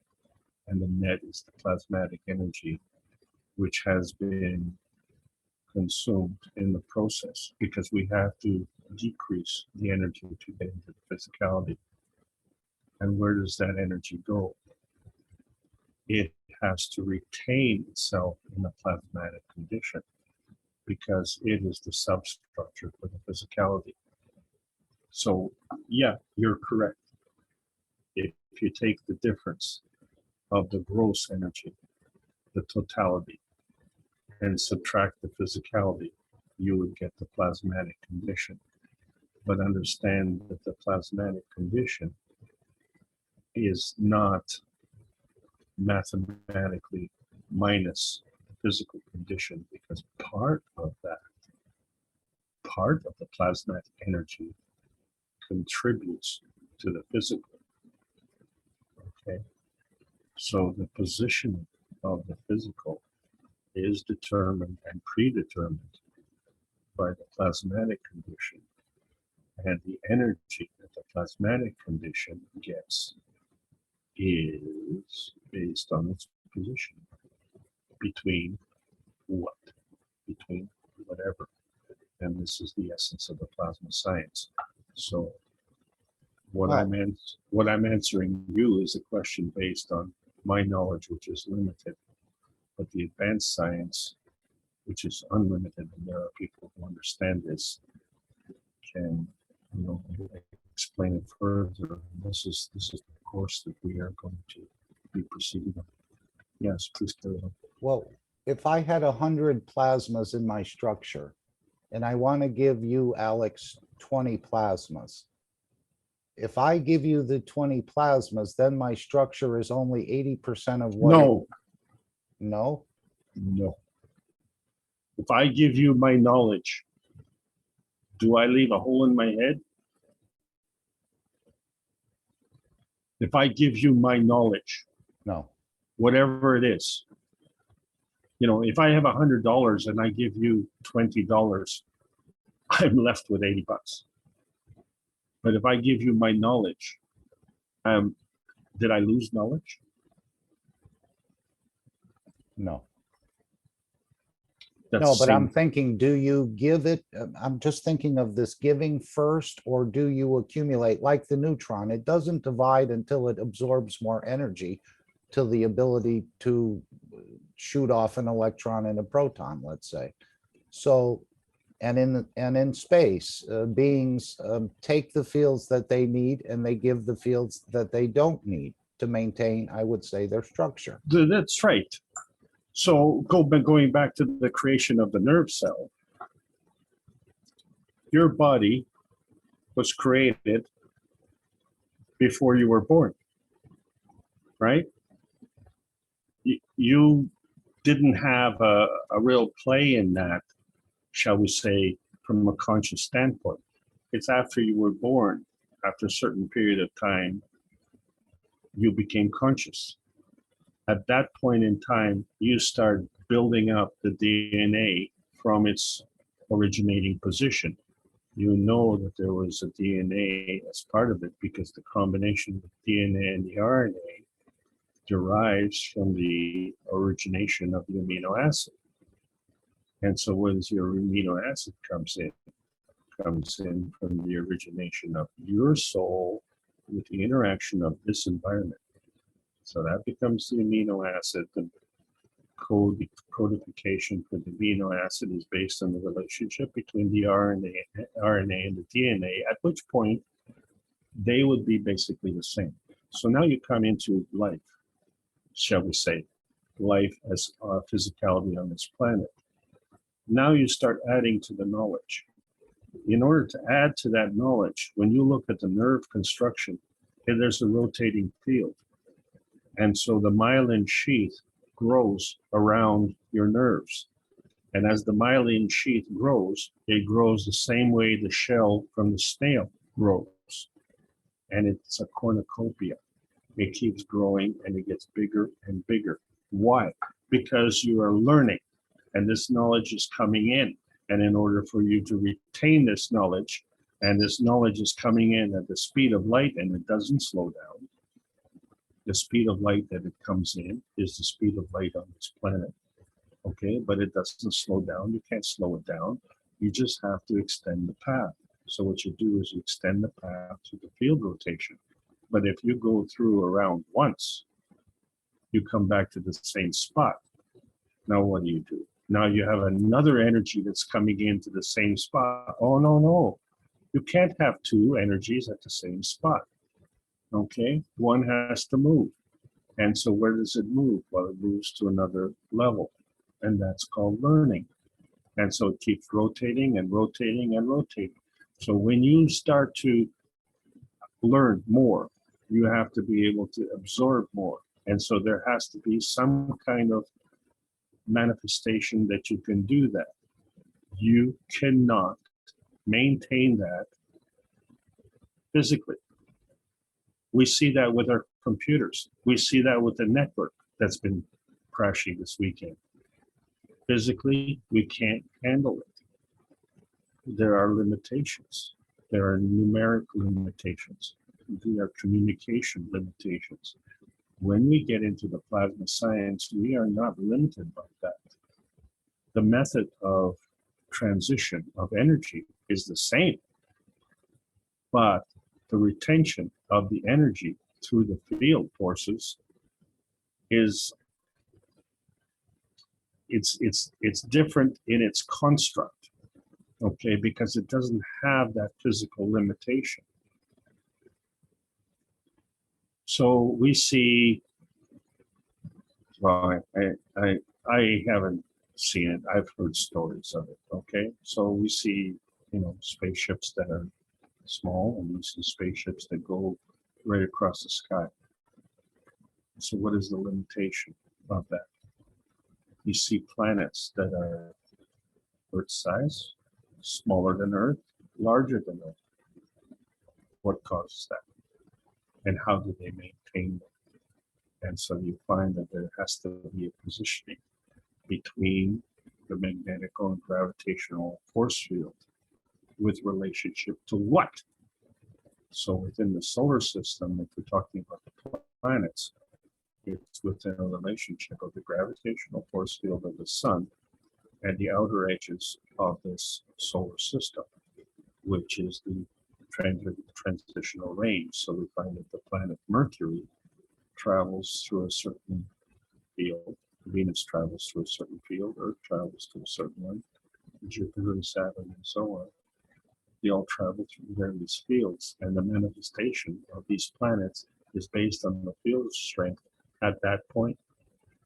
Because in terms of physicality, all those planets that I talked about are in physicality, but the substructure is in a plasmatic reality. And that plasmatic substructure is the same, whether it's Earth or Jupiter or Saturn, because it's within the range of the solar system, which is governed by the core, which is the sun. But the manifestation of the physicality is based on the transition of the field strength between the gravitational point being the sun and the magnetical sphere of the outer limit. And then that is one context, that is one range, and that range is part of the galaxy. And our galaxy is the Milky Way, and then that is part of another. And so it's a part of a part of a part of a part. And so from our point of view, what we're seeing is visible, is tangible, it's physical. But what we're not seeing is the non-physical, non-tangible, and non-visible. And this is the substructure. Just like with a Magrav coil, it has so much energy in it, but it won't absorb anymore until you start to drain from it. Correct? You need a sink on it to make it to start to work. But I'm just thinking of these No, but it's in a structures. balance. It's in a balance. So you can't stop the energy. So to maintain that balance, energy is coming and going, but the net, what you're talking about, the net energy flow, it is strictly a catalyst. The Magrav position is strictly a catalyst. Energy is coming and going. There is no consumption. There is no growth. But if you start to drain that energy has to be replaced, right? Or the Magrav condition will collapse. So is it better to give first or to accumulate first and then give to maintain the structure? That was my basic question. Or does it Well, work both ways? that is the right question. You see, that is the right question, because in order to receive, you have to give. So that is the right question.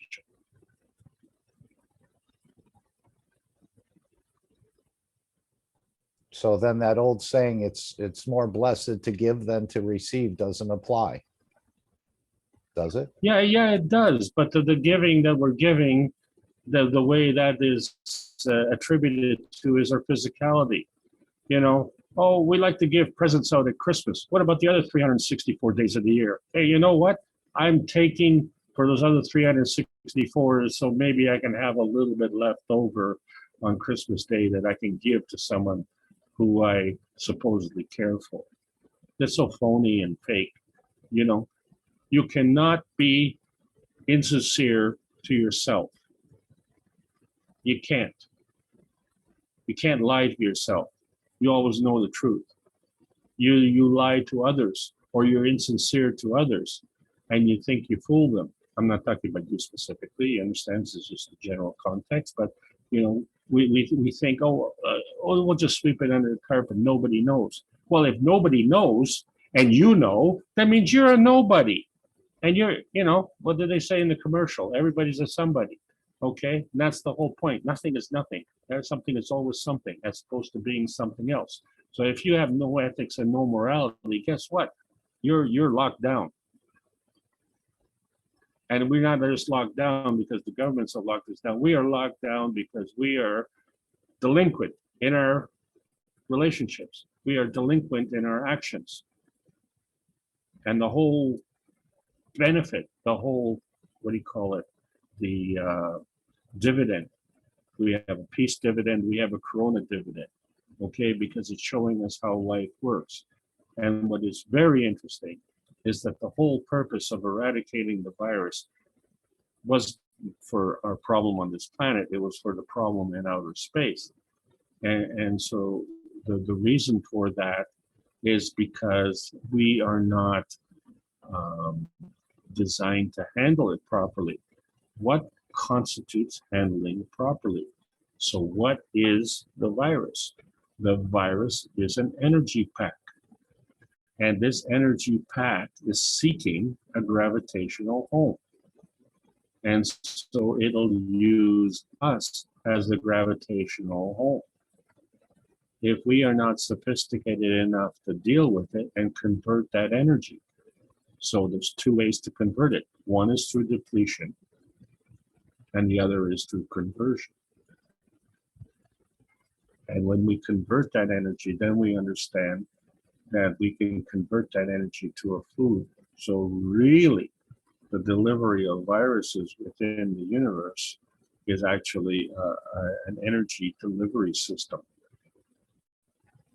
And so when we are looking at our particular configuration, there's no compatibility with this delivery system. So, you know, it's like going to a restaurant and you say, well, you know, I want a meal, and then, you know, they bring you 100 meals.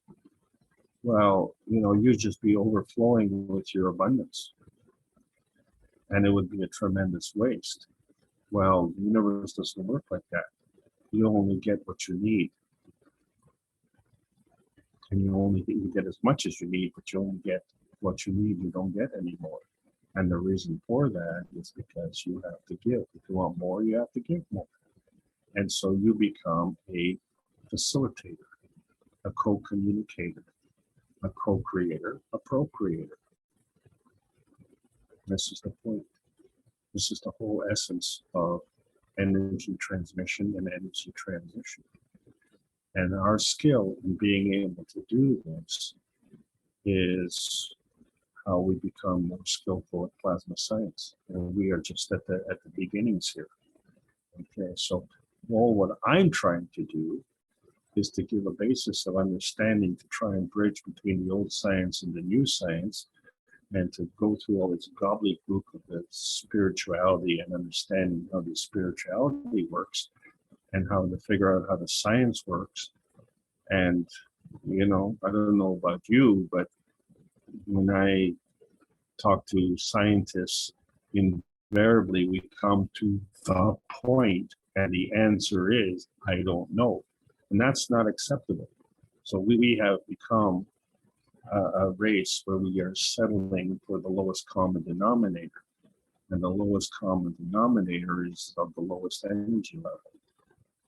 So it's not a matter of showing off or bragging or whatever. It's a matter of our evolution. And so through the knowledge that we gain, it extends our DNA.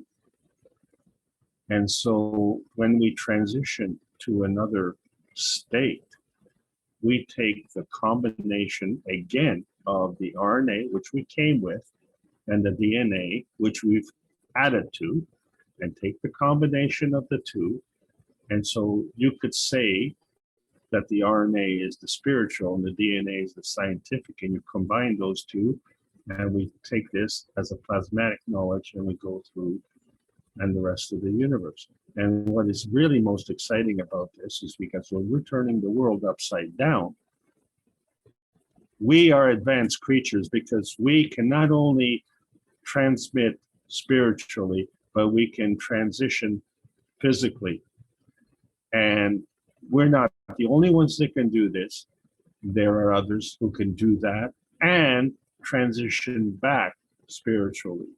All right. So this is what we have to advance to. And why do we need to advance to that is because this limitation and what attracted us here in the first place is the elimination of this limitation. We want to eliminate this limitation because we are in heaven. Our earth is heaven. This is a heavenly place, and we need to preserve it. The reason we're here is the earth has called us. We are answering a call. We are the answer. Well, I guess I've been using the term matter state rather loosely then. In the last workshop, Mr. Kesh indicated that we're not in the matter state. A rock or a stone is in the matter state, but we're a dynamic plasma. And I was always, I was always, he said your bones are the closest thing to the matter state within the body. And even that is a dynamic thing going on. But didn't we talk about the concrete also being growing? Exactly. Moving? Exactly. So the concrete's not in the matter state either? Exactly. Oh, very interesting. But anyway, I think I was using that term rather loosely of matter state, thinking as these beings that we are, we're in the matter state, but we're not at all. We're a very powerful dynamic plasma. And I need Yes. to address that. Well, you have 7 billion people on this planet who need to redress that. The one thing that you do know is that the essence of their RNA already has that knowledge. And so there has to be a link between that knowledge on the unconscious level and the consciousness. And the physicality will never violate the universal laws of the universe. It will just not do that. That it doesn't work because energy is always in motion and you can't stop it. But what you can do is disconnect from that. And so this disconnection is different from detachment. Detachment seems to have a connotation of disconnection. No, detachment is an easement of the emotional baggage. And so to not carry the emotional baggage, shall we say physically, you just don't acknowledge it. You just disconnect from it. No man would kill another man if they were connected properly to their soul, because that emotional baggage is really hard to handle. It causes a lot of pain. Well, I was glad to hear And- that the Zoom was just an updated issue or a rebuilding on their part rather than, I was thinking sometimes they take the whole airline down just to get 1 or 2 passengers. And who cares about the rest, as we've seen in the past, like with the Malaysian incident, but apparently it's just a general. Yeah, but there is a, there's a problem with Facebook simultaneously. So, it may not be that cut and dry. The point of the matter is that there are limitations on our freedoms. So no soul wants to be a slave, and no soul carries abuse. And so this is the ethos of the universe. And we as knowledge seekers, we need to become more aware about that. And then we have to figure out what are we going to do with that awareness. Okay, this becomes a dilemma because knowledge imbues responsibility, and a lot of people don't want to assume the responsibility. You know, we're not bragging, but you know, to get this meeting together, you and I spent several hours working the bugs out, and then with the help of a whole army of knowledge seekers, made this meeting possible today. Right? That's what it takes. That's when knowledge seekers become proactive. That's what it takes to make things happen. When we realize that we have that power, I mean, really realize, and then we take the responsibility to make that happen, then you understand the context of the meaning of the last man standing, because each of us individually are the last man standing. And then collectively, we are the last man standing, if you know what I'm saying. Yes, I noticed in the participants list, there's some new names here. Now that may be because of the outage and all, and we know who Smart Computer is, I think. And we know who S is because she posted in the chat. But I was wondering if any of the other ones that we don't recognize, like Maggie ORO, or there was another one, would introduce themselves to us. IGG92, IGG92, if you can hear me, would you open your mic and tell us where you're from or your name? And there was another one, Yahoo. I don't see it right now. I was just wondering who was with us today.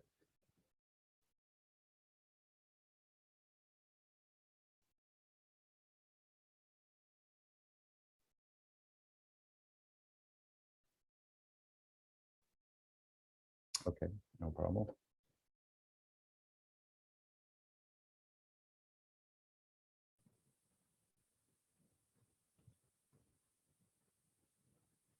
Would anyone else like to ask a question or share some knowledge with us today?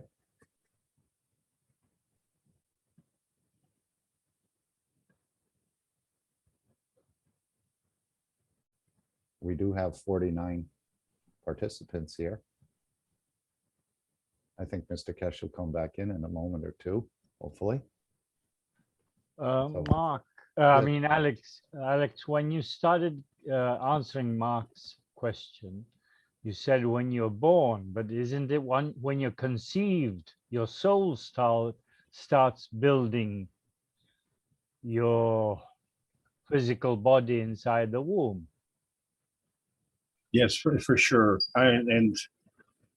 I was using the born aspect as one of the transition zones. But yes, you're 100% correct. Yes, Jonathan, and I really appreciate you bringing up that point, because that is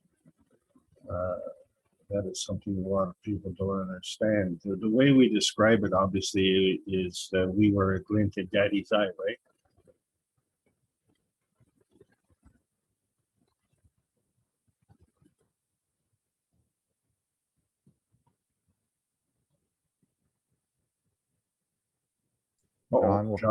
John, were you a glint in your daddy's eye? I surely was. I think the majority of us were. I don't know if the males really wanted the glint or not, but we're here.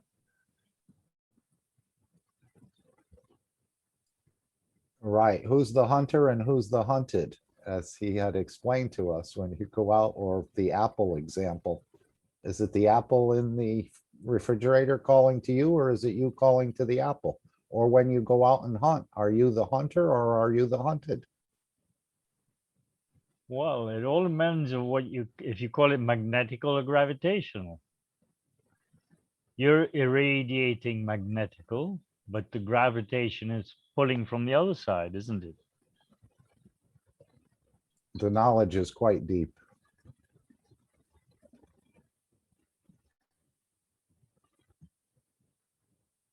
Would anyone else like to come in here? Please feel free. We're all knowledge seekers, or possibly just guests, but we can all share knowledge or whatever you'd like to bring up.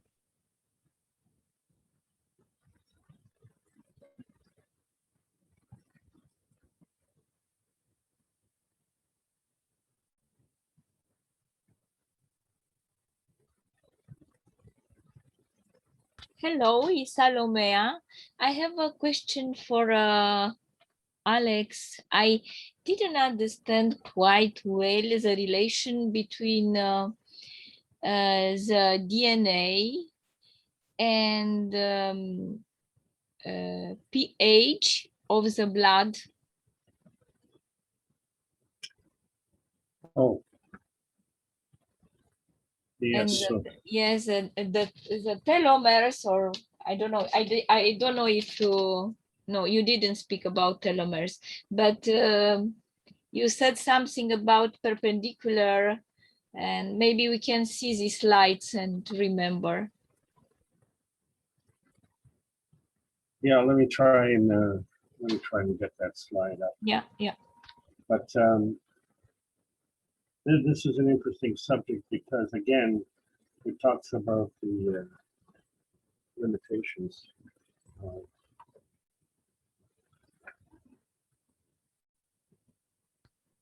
Thank you very much. I think I'm getting there.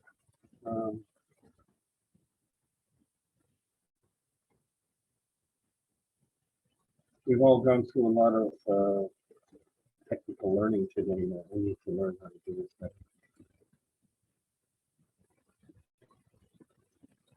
Oh yeah. This is what you're asking about. Actually, this.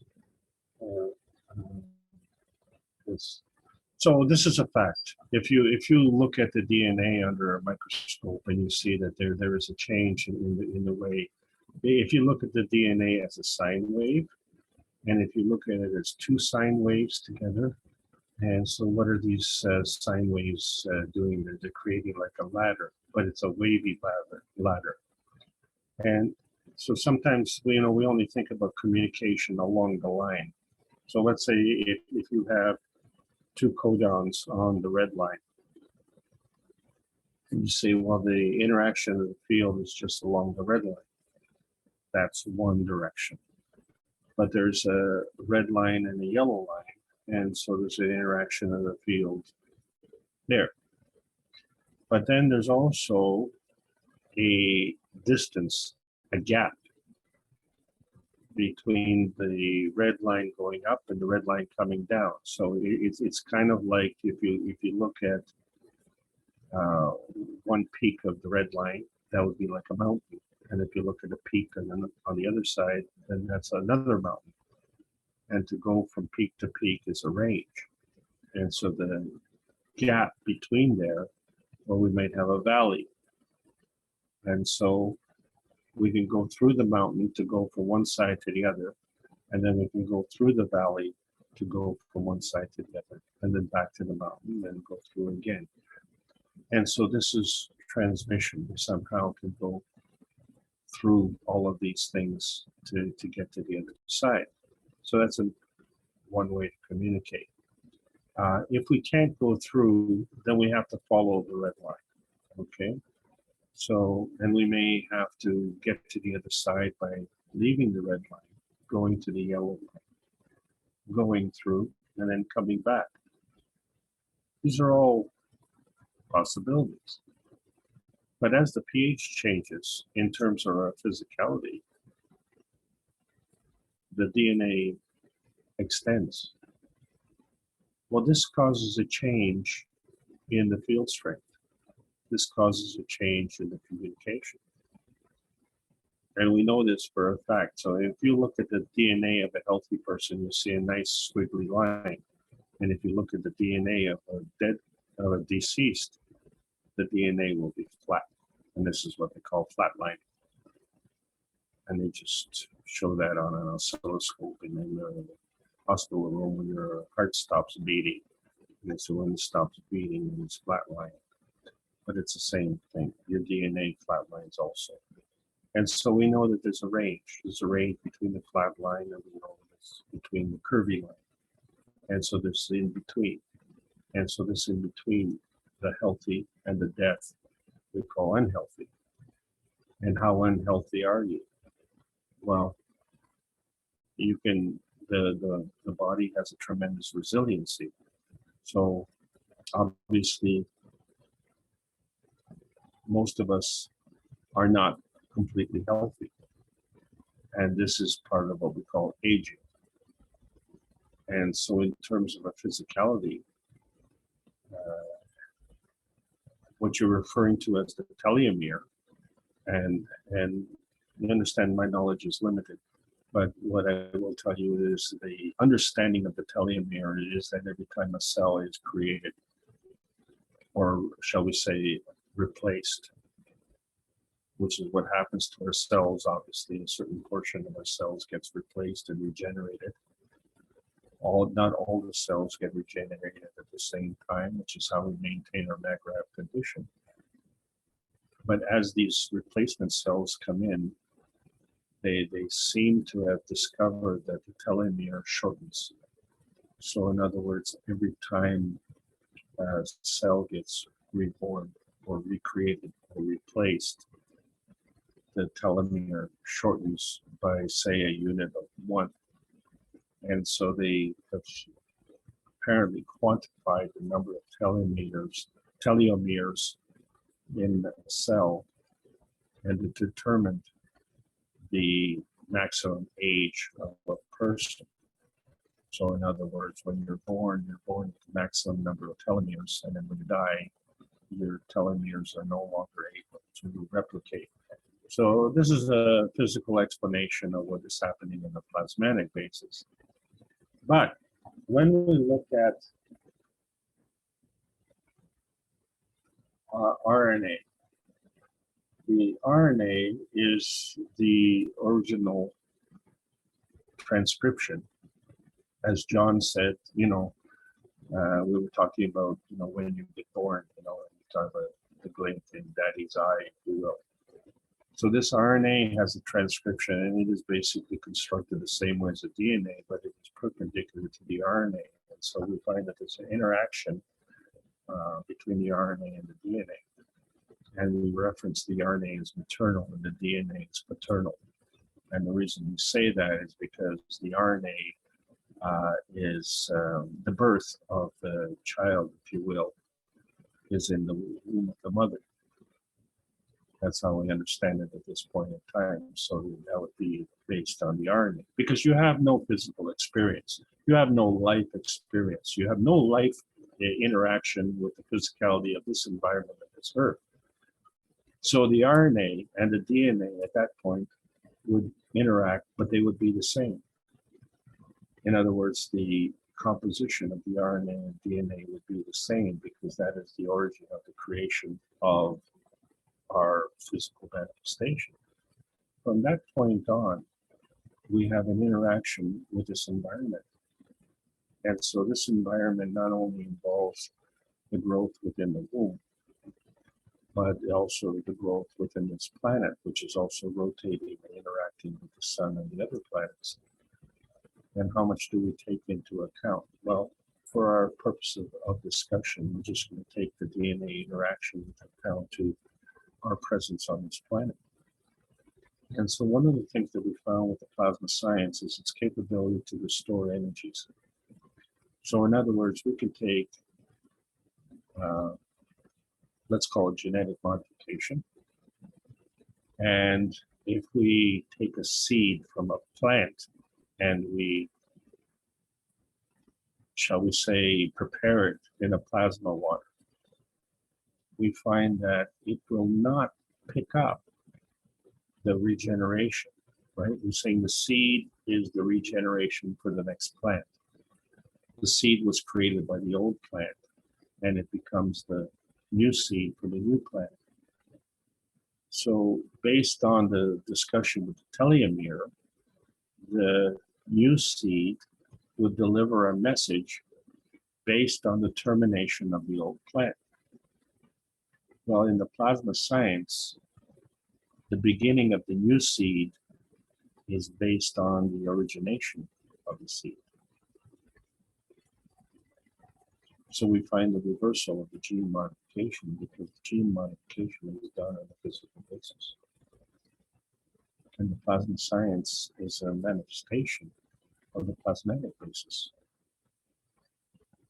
So the plasma feeds the lower energy. So the plasma manifestation, the plasma reality is of a higher energy state than the physical reality. So where do you pick up with the regeneration? Do you pick it up from the physical manifestation or do you pick it up from the plasmatic manifestation? So with the plasma science, we have a restoration. We don't pick it up from the telomere, we pick it up from the originator. The origination of the DNA is actually at the beginning is methionine, which is based on iron. And so we find that the main component of our blood is iron. And so this, opens up the whole vista of the understanding of the health sciences and the relationship there. But the interesting thing is that when we look at the composition of the blood, we don't see the physical iron. So the iron becomes basically plasma iron. And so from a health standpoint, we have a passing confirmation to our plasmatic origin. So the doctor knows that there are babies. They don't really know where these babies come from, except that they deliver them from the womb. So that's the part where our physical science picks up. It picks up from the transition from the womb to the physical state. And what the plasma science picks up is from the origination of the soul into the physical state. This is fantastic because we now have the capability of killing one of the worst phrases in the English language is when we use old and decrepit in the same sentence. You can be young and decrepit, or you can be old and vital, have vitality. And the plasma science gives us the opportunity to be old with vitality. Now imagine this. So you have your RNA knowledge, which is the essence of your physicality. And then you have the DNA interaction, which is the essence of the experience in this environment, which is added to the knowledge. And so, when you give the opportunity for people to say, well, when you look into your life and see, when were you the happiest in your life? When you were, 13, when you were 19, 25, 39, when were you the happiest, and would you like to go back there again? Yeah, I really wouldn't mind being young again, but gee whiz, I sure don't want to go stupid again because I was really stupid when I was young. And you can say that because we're all smarter now than when we were before. That's one of the byproducts of growing. That's one of the byproducts of having experience. Our experience teaches us, and that's what life is. Life is for learning. So we now have an opportunity not only for learning and benefiting from that learning, but we also have an opportunity of extending our life and, more importantly, the quality of our life. What kind of quality is where you live in a nursing home and you're locked down because of the coronavirus? I mean, you really can't even do anything. You're locked in your room. And then some people pay a pretty penny to be locked in the room. It's just there's no quality of life. So what the plasma science is restoring the quality of life and the opportunity for us to have a quality of life. And how can you have a quality of life when you're constantly limiting all the possibilities? So let's get real. Let's get rid of the possibilities of limitations on the possibilities and expand and become possibility generators. And one of the things that we can do is restore our health, emotional, and physical vitality to that of our youth. And then what? Then be what? Irresponsible again? No. No, we have to be responsible. We have to mature. We have to deliver peace on this planet because the work is not done.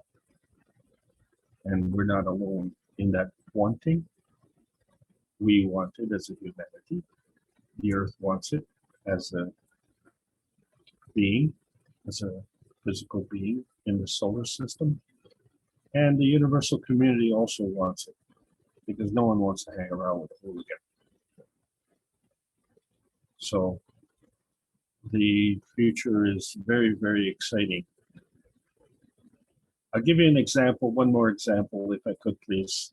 They were doing a science experiment on certain lions or tigers, I can't remember which.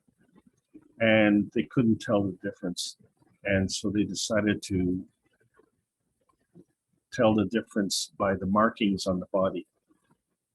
And then they looked at how the animals exchanged information and how they communicated.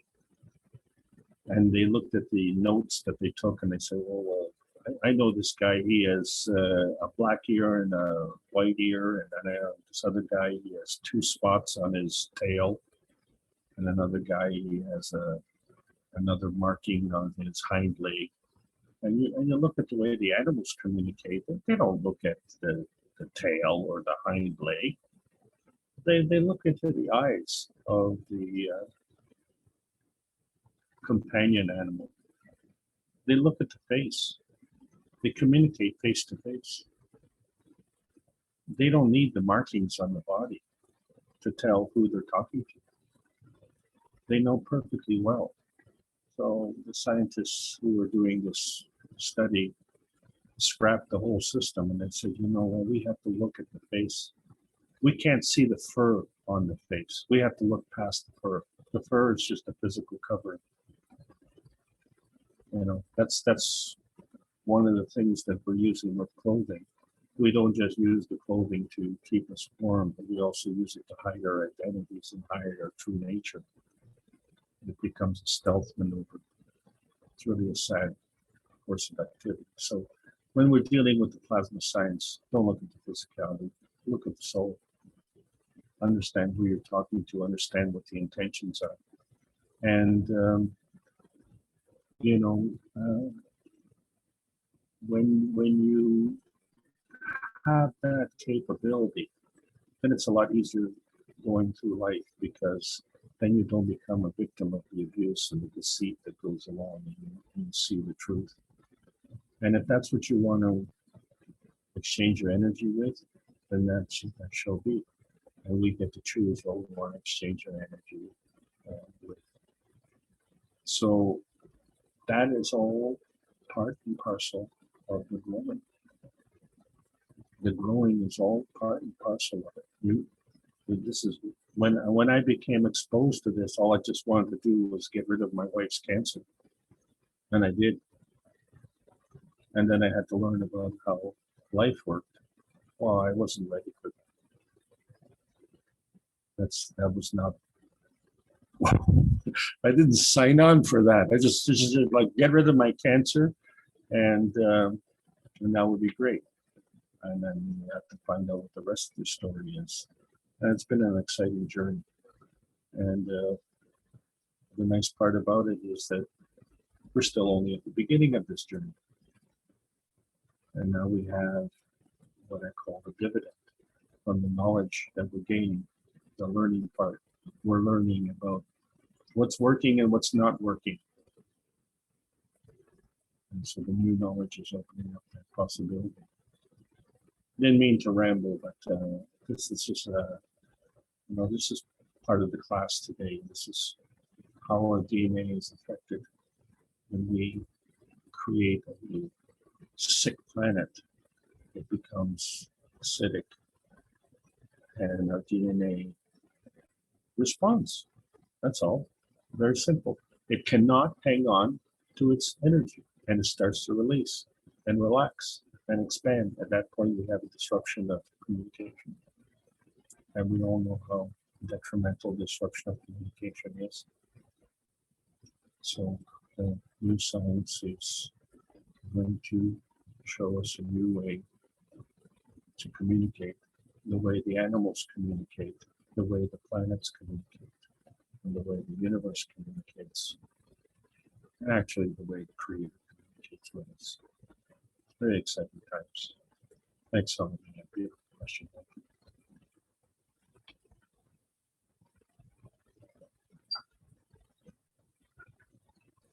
Misty writes in the chat, does this explain our subliminal messages from our right side of the brain to the left? I would assume she's talking of RNA and DNA, but Misty, if you'd like to restate that or add to that, please feel free to open your mic.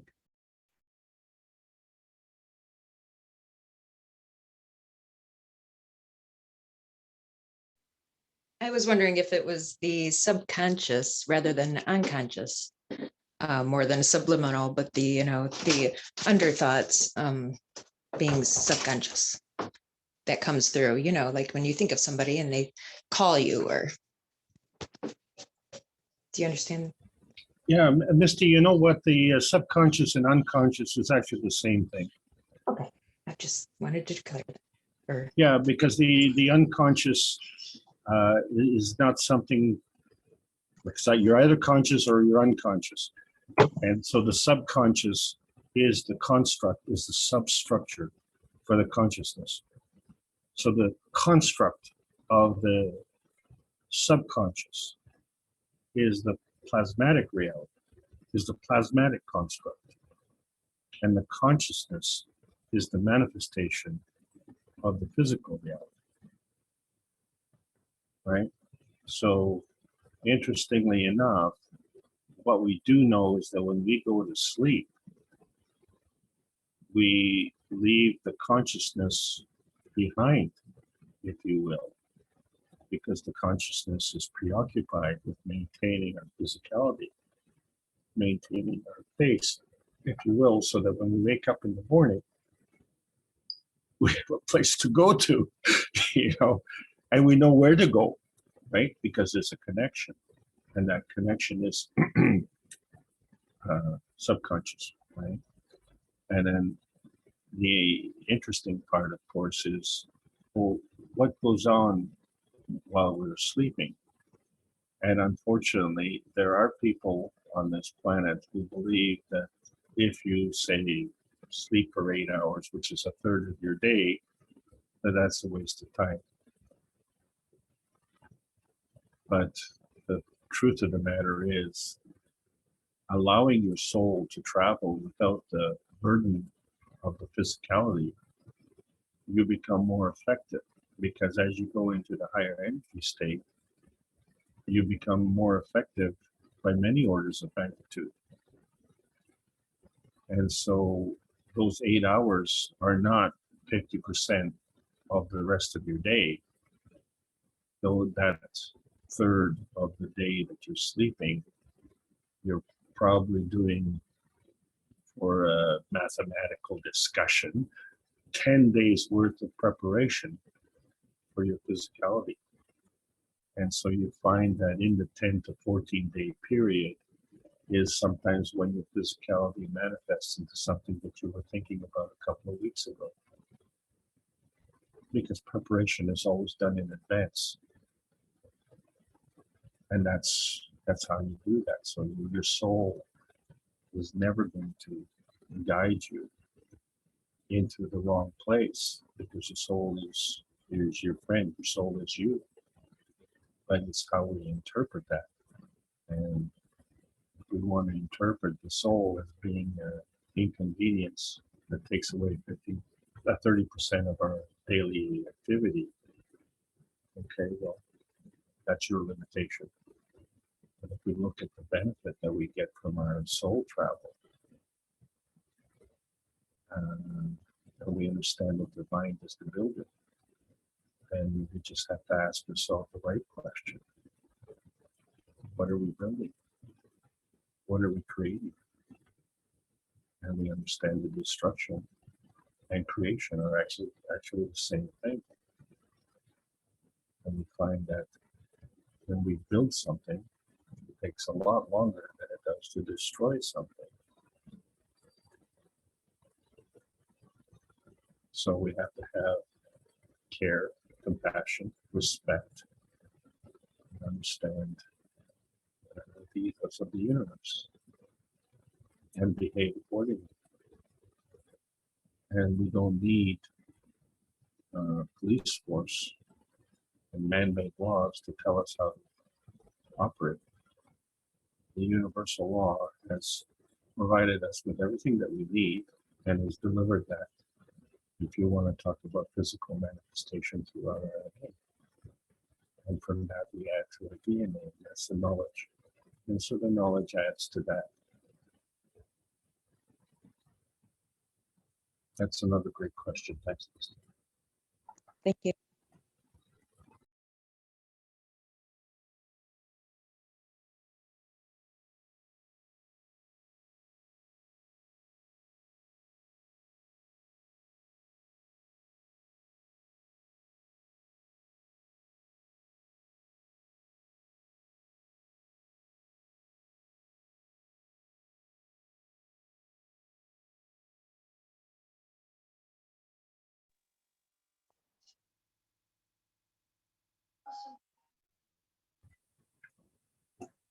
Hi, Maria.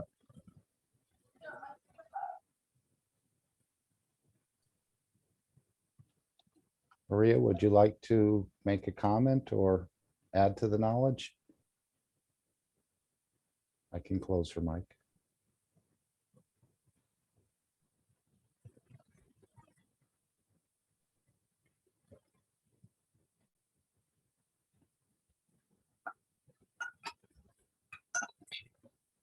Mark, you know what? We've done really well considering all the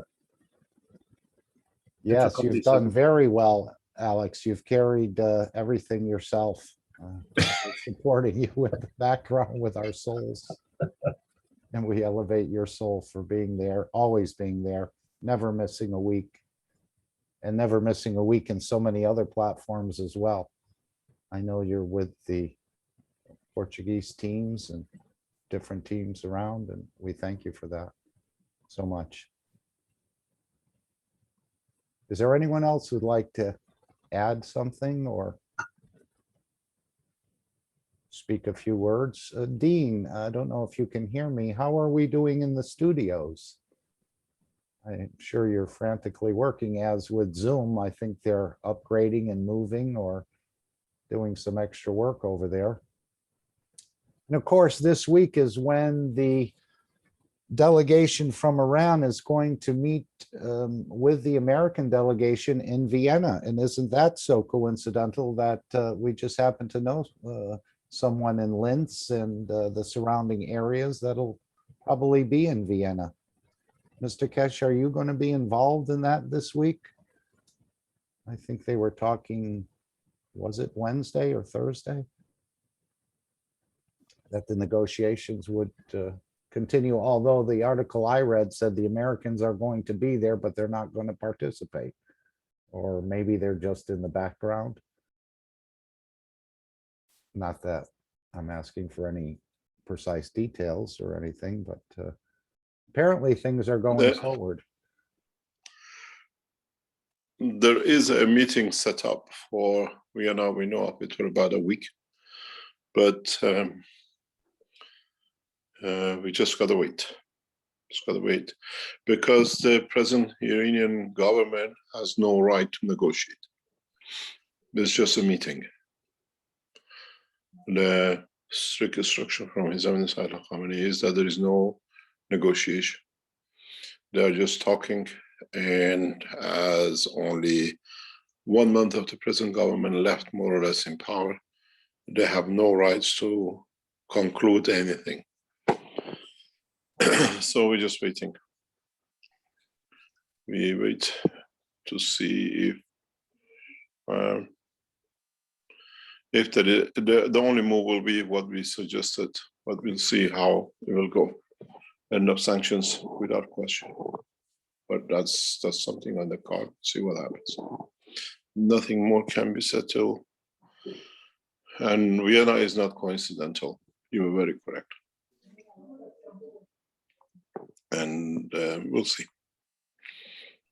At this moment, we know that the Iranian delegation has no right to negotiate. It's just listen. They're going there to listen. And the instruction to what to do has already been decided.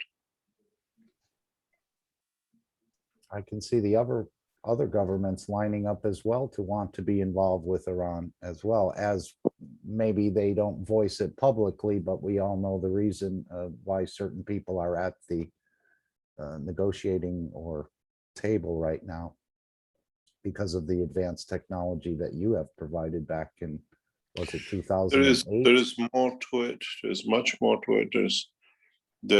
At the moment we are on the threshold of very right wing, what we call parliament, to come in with what we call, they're already been elected some time ago, but now the government to be elected will be very, very far right in doing things and achieving things. And the whole structure of Iran is set to change, because a number of leading clergy in Iran have connected in public. I've got some of the writings I can put up, you can read. They have connected the end of election by appearance of the Messiah, or Mehdi. And this has raised a lot of questions in what we call in the world of clergy in Iran. And a number of couple of more leading Ayatollahs have announced in past, literally a few days, past couple of days, that by the end of the elections, which is in May, they expect the appearance of the Messiah to appear, because it's the time which has been promised for it. So there is a lot of work going on in the background in what we call in the world of the politics and science in Iran. But we have a strict instruction not to negotiate. The negotiation, the group coming in cannot sign anything, cannot agree to anything, because Kashmir Nation laid out the principle of the negotiation, and we try to stick to it till unless Ayatollah Khamenei decides otherwise. And we are not negotiating. We are there to listen, primarily to listen. But the layout is pre-agreed how it's going to be. The biggest problem now for the West is part of the diplomacy of the 400 million or 400 billion signing agreement with China. And China is one of the members of 5+1. And China agreed not to do anything as long as Ayatollah Rouhani is in power. And now they know he's gone, or he's going, he's a lame duck around the mud. They signed agreement that with the new government coming in, already have been negotiated with the new government. The 400 billion is an 18-page comprehensive negotiation. In a way, it's totally, what we read into it is not to the benefit of Iran, and Rouhani signed it off in a hurry to do it. But with it, he takes a lot of bribes in the background on the oil of Iran. The reason he pushed the 400 billion, his signature bought him billions of dollars of bribes. We open this book very soon. That's why that agreement was signed so in such a rush. He's given all Iranian rights of oil to the Chinese. Literally, he has sold out, but will not go through. Is signed by Foreign Secretary who has betrayed Iran many times, Mr. Nazir, and has to be ratified by the parliament, which will not be ratified. We have assurances that the 400 billion will not be ratified in the parliament unless a lot of things have changed. Anyway, we'll see. But there is a reason for it, why the negotiation is in Vienna.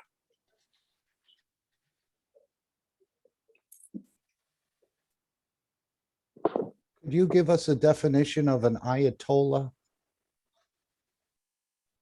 It's a religious leader? Ayatollah is like an archbishop. And Ayatollahs are specifically through the Shia sect of Islam. And they are specifically brought in by the knowledge of what they know and how they're ranked by their peers. You start being a layman priest, and that way you become what we call a hund, and then according to your knowledge, how you explain the meaning of the verse of Quran, and then if you are very knowledgeable, then you write a parallel in your understanding of the whole of Quran. And when you write that book, then the others read it and they say, yes, he's become mature enough in the faith, or whatever, they accept you as somebody who's knowledgeable in understanding of the religion. And when a number of priests, or what you call it, Ayatollahs who've been elected before, sign your book that you understood, you are, then you become Ayatollah. Means you become the head of the priests. And each district, like you have an archbishop of, let's say, Canterbury. Canterbury, and then you have an archbishop of blah, blah, blah.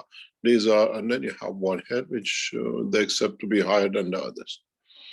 And this is a ranking within the clergy in the Shia sect of Iran, or what do you call it, Islam. The others stick to Imam. Sunnis carry with, they have an Imam or chief Imam. But in Ayatollah is specifically means given the gift by God, if you translate it that way.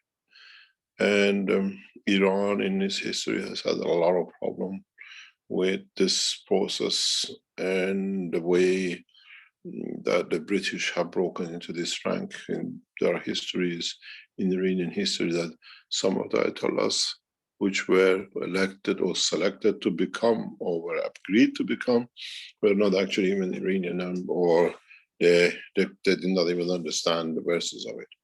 They were hiddenly brought to that position to buy or been put in position by the British to influence the direction, because it's a very powerful position, especially when you reach a position like Ayatollah Khamenei, you literally, the rest of the structure listens to what even there is a division. So it's just like an archbishop. And in a way, you reach the position of to be the Pope in the Iranian dimension. But each country has its own, each Islamic nation has its own Ayatollah structure and the rest. But the Iranian system is inbreed of a specific way of, what do you call it, blend of religion and hierarchy. You cannot execute Ayatollah. You cannot kill Ayatollah. We cannot imprison, but you can house prison Ayatollah. Then we see in the history of this with Ayatollah Khomeini. He was given the position of Ayatollah Khomeini, and then he had to be sent on the exile. He could not be executed by the ex-Shah because of whatever they accused him of. Then when he was in exile, he did whatever he did and he came back to Iran. And We this, see that invest in the archbishop business and the bishops in the Western Europe. The structure of the Islamic religion is very much parallel to the Western Christianity. Very, very much parallel. and it seems it would be a natural to refer to you as the Mekti because of the That's the- knowledge you carry. I mean, you carry the knowledge There is, of the universe. there is a lot of things going on in Iran at the moment in respect to what is about to happen. And we keep out of it because that's their decision. We go a different way. But there is a lot of acknowledgement that the process is about to happen. And it's within the clergy. That they expect a change after the election. And in the recent speeches, we hear from the high level ranking clergy in Iran that such a thing is about to happen. And they're expecting it this year, it's not in the future.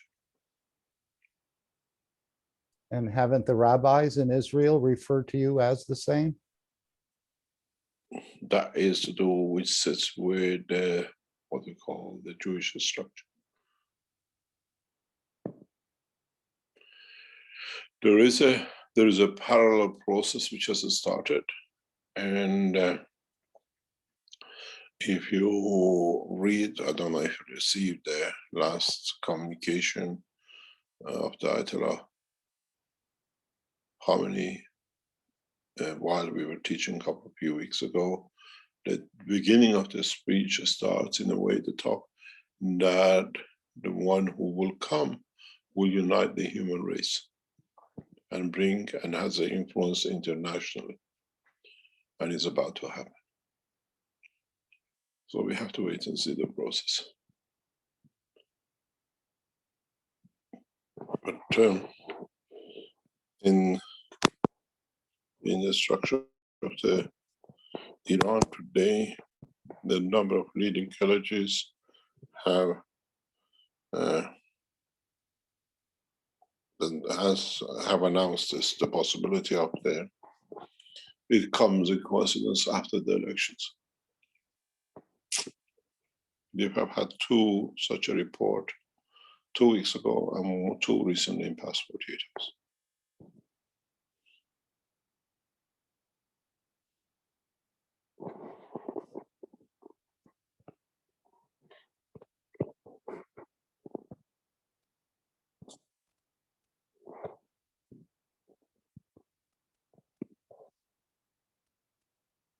And would you accept this mantle, or this is not correct?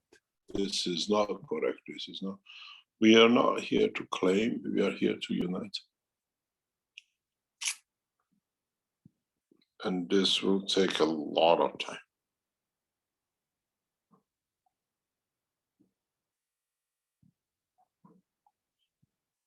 We have to see how the new situation rises in Iran.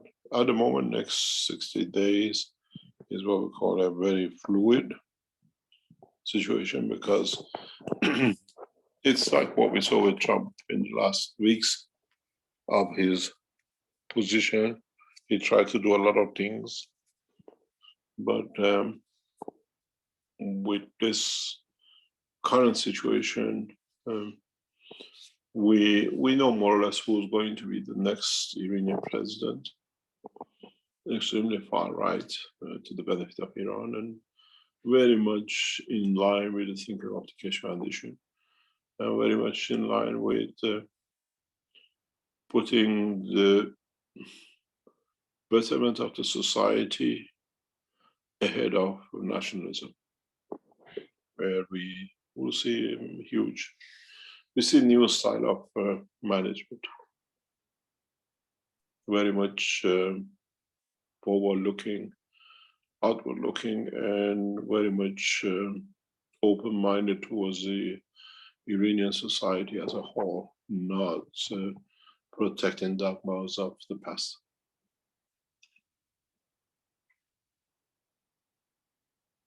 So this will work. In other words, you've referred to the Vice President Harris as a very far left, even to the communist. And now you're talking a far right in Iran. Is this, and I'm hoping it will work, is this compatible? If we don't see a conflict there, far-right nationalism in the internal affairs. On the other hand, American situation is far left in international affairs. They are two opposite things. Okay. And we see it, and we have seen Biden moving in the direction of very much following the path of Obama in the past few days. And we have to see how he responds. We will see Iranian leaders in the White House in a very short time. That's for sure.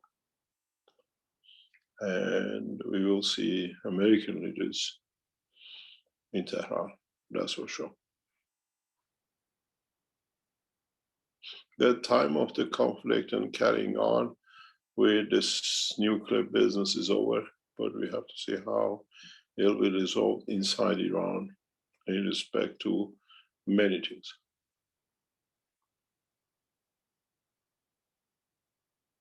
So with President Putin moving right now with this Donbass situation and the Ukraine situation, is that any concern? No, really, our more concern is what's happening between Putin and Biden.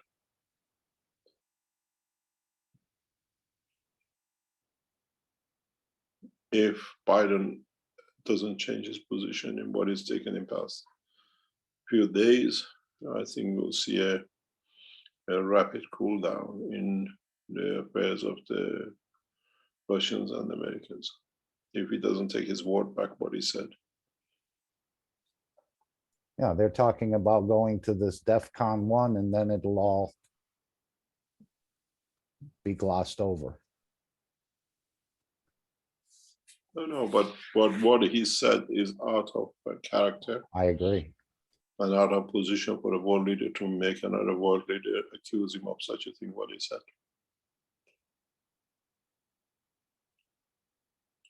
When you accuse another world leader of same caliber as high as you as a murderer, it's a big, big backwards step. And Biden has done that. Do you think it was him or one of his doubles? Doesn't matter which double, this is not what you put against another world leader.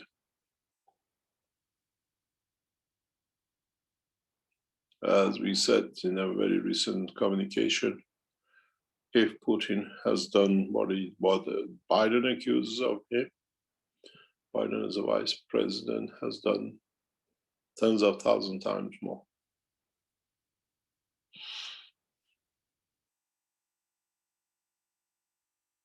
But this is something for them to discuss, but it doesn't look good.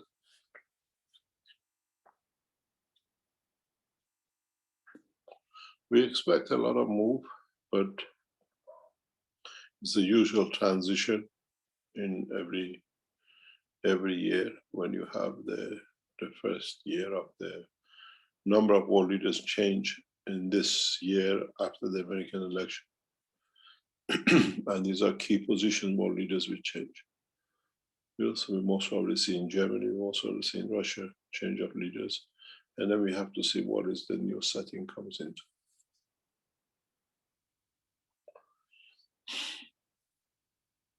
Putin is about to end, German chancellor is about to go.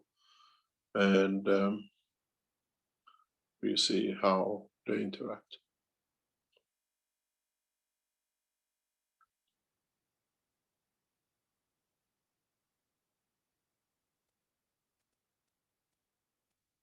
Hello, Mr. Cash. Here's Andreas speaking.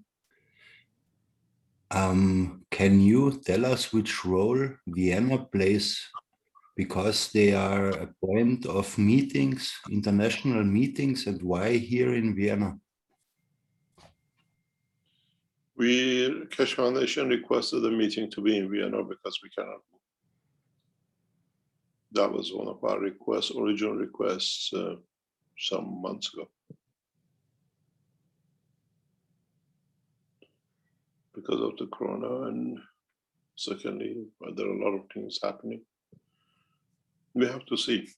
At the moment, we make requests, but we never know if it's because of our request.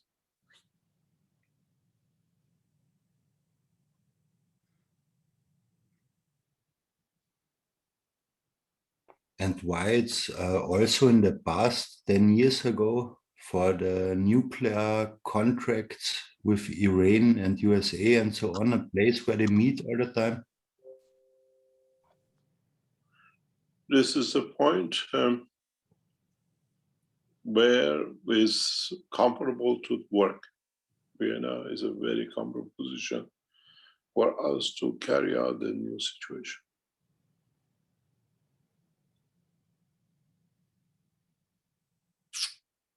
Don't forget, we have called for a meeting of the world scientists in late May, maybe early June in Tehran. And the whole thing is in progress. We have to see how far we can get it going and how many people we can bring into Tehran. But this is all, Iran has just come back from what we call 2 weeks of national holidays, finished on Friday. And we expect to see the moves in the next few weeks. That what is set to come in to take shape.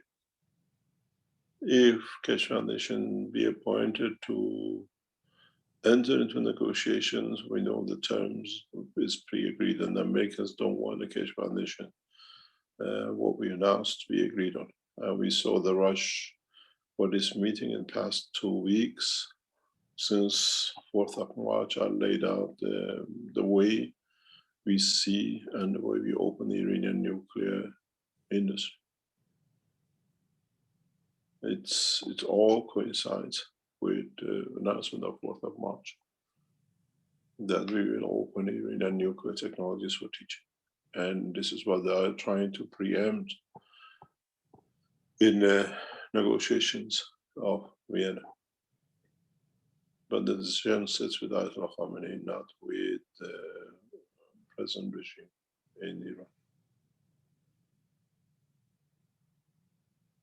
We have to wait and see, because there's a lot of things needs to be done before Keshe Foundation can be on the table of negotiation. There's a lot of moves which is taking shape, but we don't need to be in negotiation. We always work outside the negotiation, but set the terms. The first 5+1, ending up the negotiations. The present new negotiation.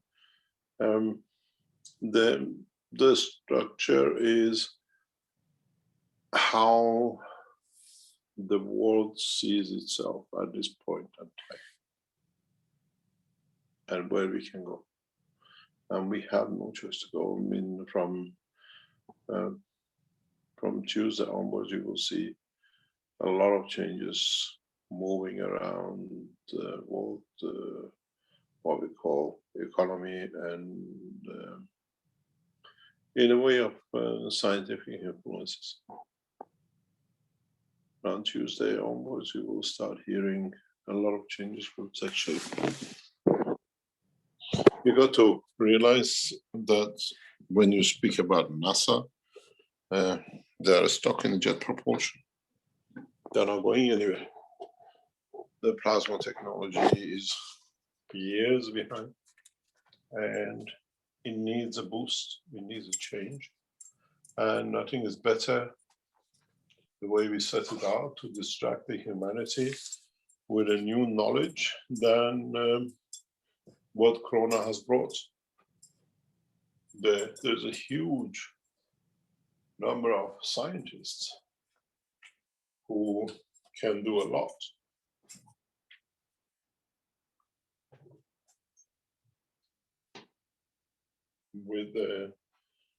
With changing course into space.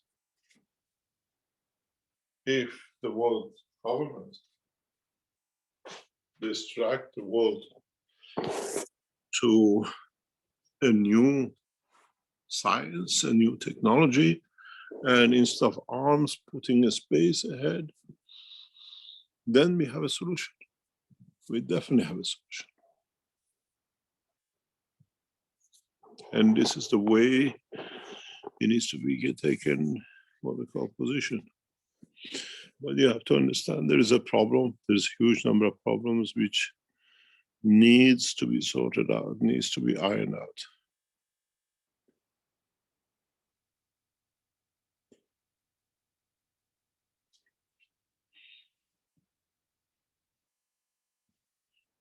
We shall see. We just gotta wait and see how situation builds up in Iran and how, from the cash management point of view, how we increase our influence and work internationally within ourselves, not outside.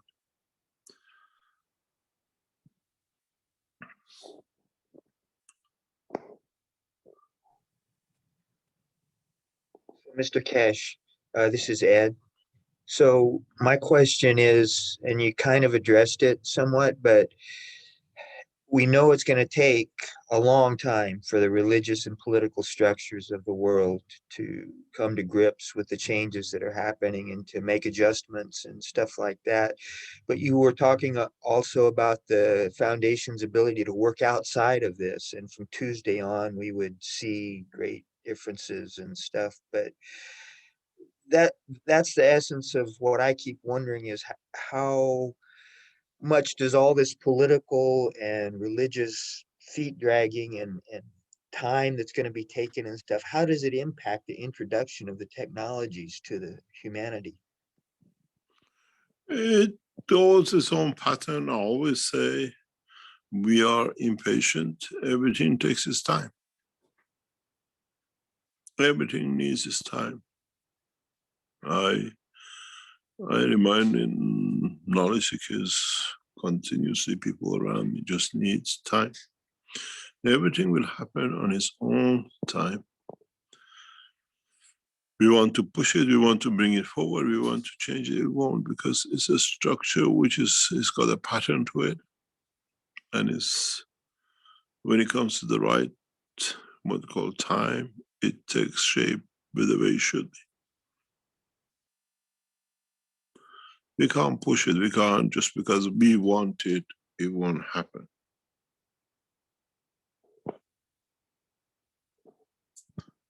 It's where I requested the meeting of the negotiation to be in Vienna some months ago, 2 or 3 months ago, because it was the easiest for us to be part of. And there is a lot of question marks in how negotiation will take shape. How would the diplomats interact with each other in such a large numbers, in such a place? These are all, there are reasons behind these things. We will move on, and the right time, right place.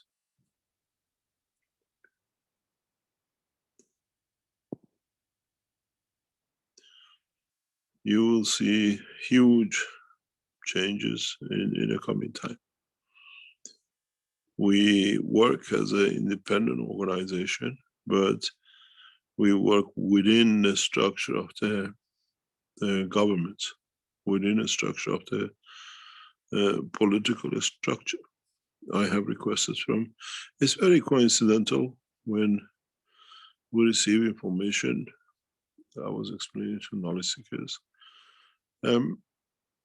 We have requested for a meeting with Vatican, with the Pope, on an emergency basis. And we don't expect that meeting to take place, but there's a reason we asked for it in past 48 hours, because Vatican reached us for a different purpose after we explained the situation in Iraq, why the Pope has been there, if you remember. Vatican has reached us directly through our intermediary in past few days. And we have asked a face-to-face meeting with the Vatican, with the heads of Vatican, to discuss the matter. Nothing is coincidental. And we'll see how it happens, because we exposed the clandestine activities of Vatican, and they saw immediately response to their actions in Middle East faster than they could think. It was not possible. And they realized there was a factor in this operation.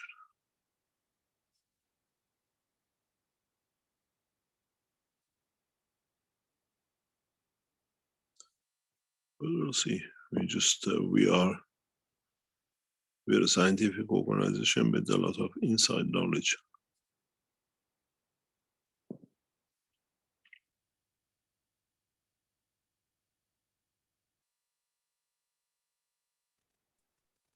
Mr. Cash, for many in the world who have, let's say, taken a vacation, and now they're rethinking it, and maybe because they were trusting and innocent, they went ahead with this. Is there anything that, and I know you said there were gifts in there that will manifest in a few years or less. Is there anything that we can do? Or I know you said it was the soul's choice, but nothing's hidden from the soul, so the soul would know. But on our end, is there something that can be offered down the road, perhaps? We are all in the process of what we are a chain lock. And in this chain lock, we're all, as is old say, as strong as the weakest link. And the process, maybe I'll put it to you a different way. Maybe by mid-June, we'll get a very good, clear indication of where the world will go. By mid-June, we will see a pattern will emerge, most probably mid-June, July. And this pattern will bring what I call a setting for the rest of humanity for centuries to come.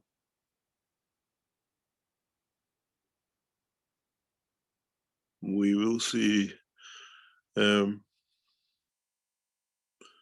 we hopefully should see a start of a consensus that world economy will change and world leadership will change.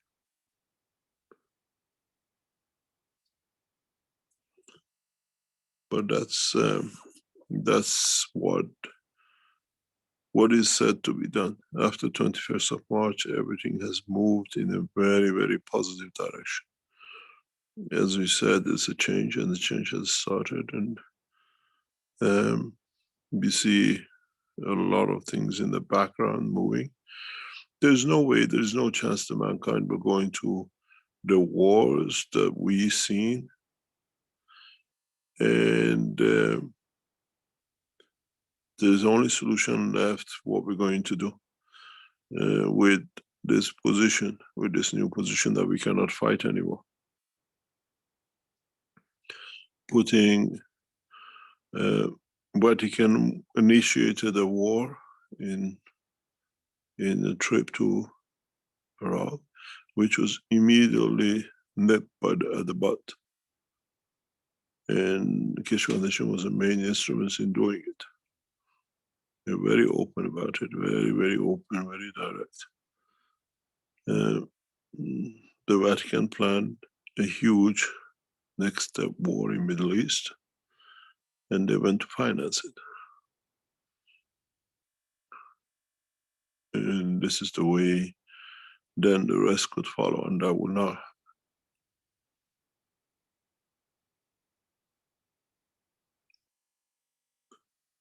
This was a very dirty game, which was played by Vatican and immediately stopped.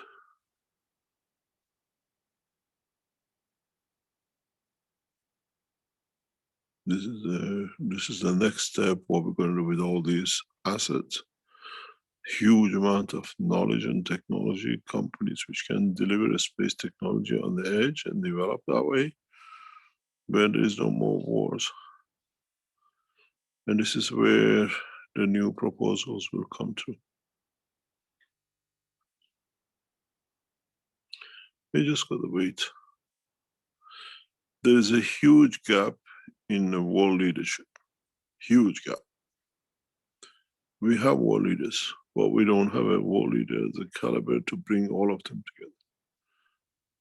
And that sits with the Keshe Foundation to bring that position. And we cannot miss that opportunity. We have President Xi, we have new American leaders, but none of them have anything to bring the change to lead. Then it needs an insight to step further in peace and development, and needs a new style of leadership, uniting and dividing.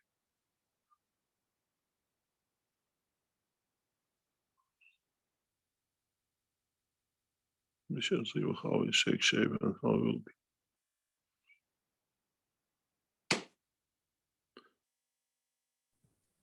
Were there Mr. any more questions about the Pope not wearing a mask or anything? It's not because he left it in the Pope mobile or something. Has there been any explanation about that? I didn't see anything in the I press. met or- many places, he left it every time he left the Pope mobile.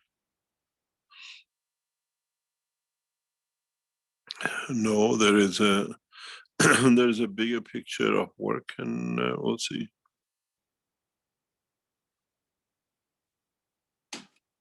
We have to be very aware that there is a need for a change,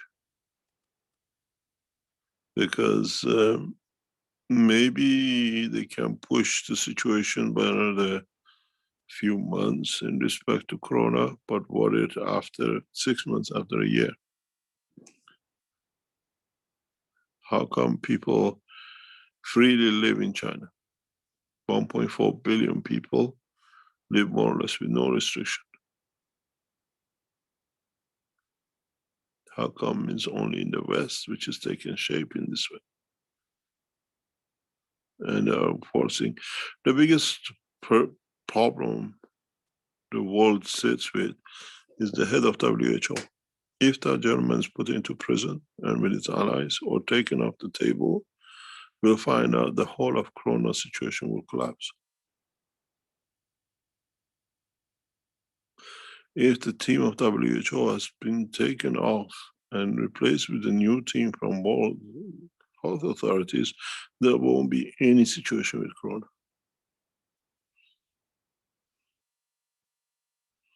We are hijacked by one man who's actually done many atrocities. Read about his lifestyle. How states of the United States speak about equality, speak about everything else, and allow people with a tainted background to stand to become WHO, head of WHO.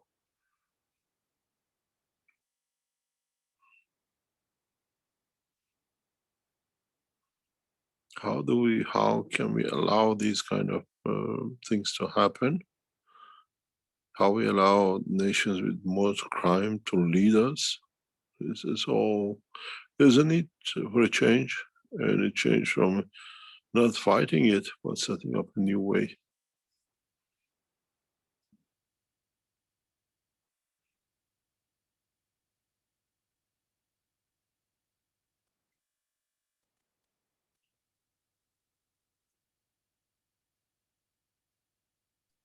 So you're Okay. saying in China, there's no mass, there's no lockdown anymore? They're No. free?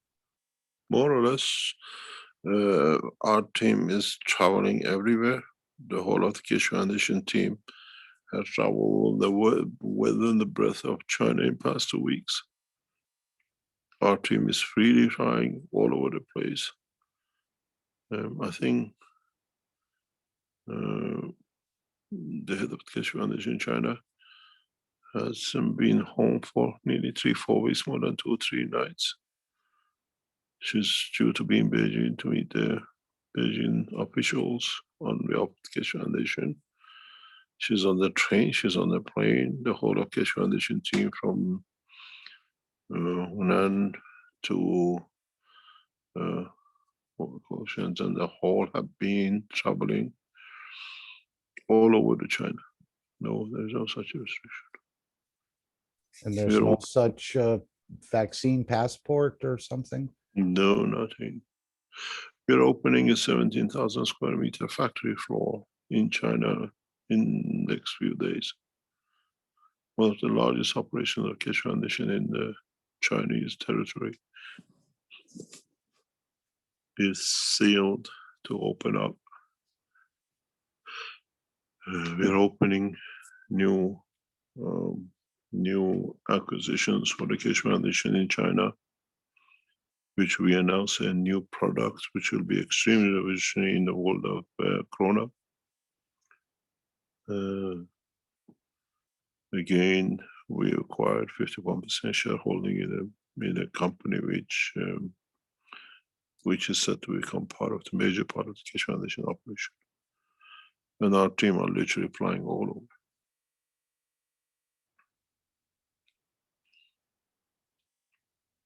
When you said you were observing people that had the corona, that got over the corona, I would imagine using the 1 cup, 1 life system. You said they became very peaceful. Were these people that got over it on their own, or just the ones using the plasma technology? We are looking at the one who got over the plasma technology separately than the ones who had and got over it.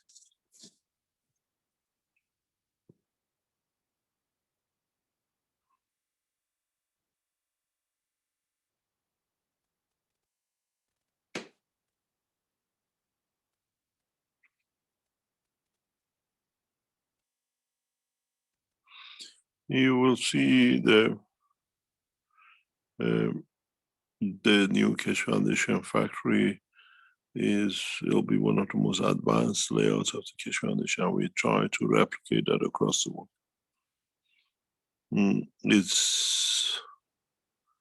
It embraces everything now in cancer production to production of hardware and everything else.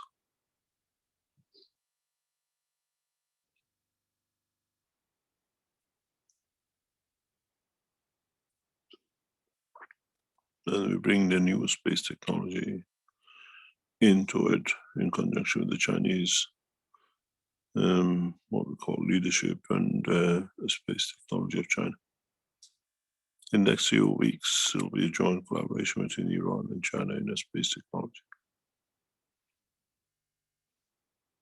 So if the others don't sign up, they will, as you said, be left on the donkey. We are setting to take nor China nor Iran, but the humanity into space,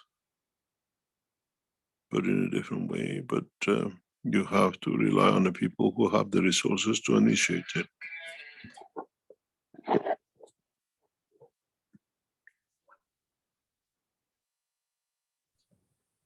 Mr. Keshe, what's going on in Africa?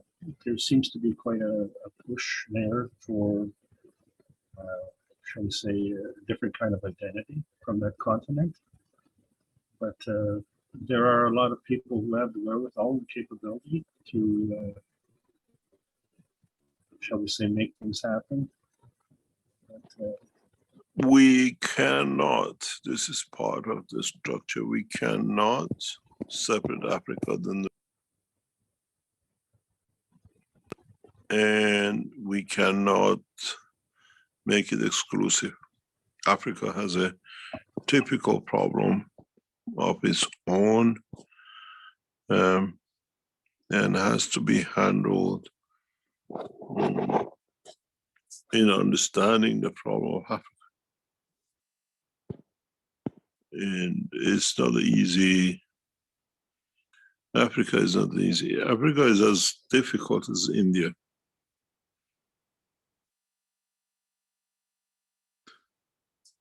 It's a diversity of many, many cultures, which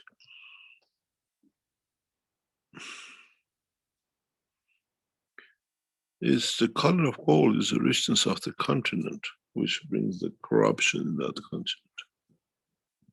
That's a problem with Africa. They're easily bought. Easily bought. I worked in Africa since 1980s. And it's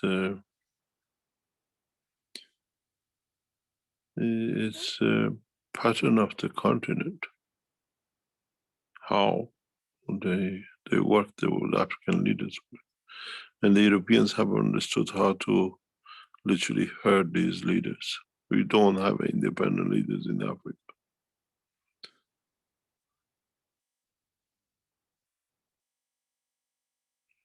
You got to understand the West Africa and East African coast, how it's been set colonially in the past century, especially past half century, or just about 3/4 century, how one man changed the shape of running of Africa in favor of British government.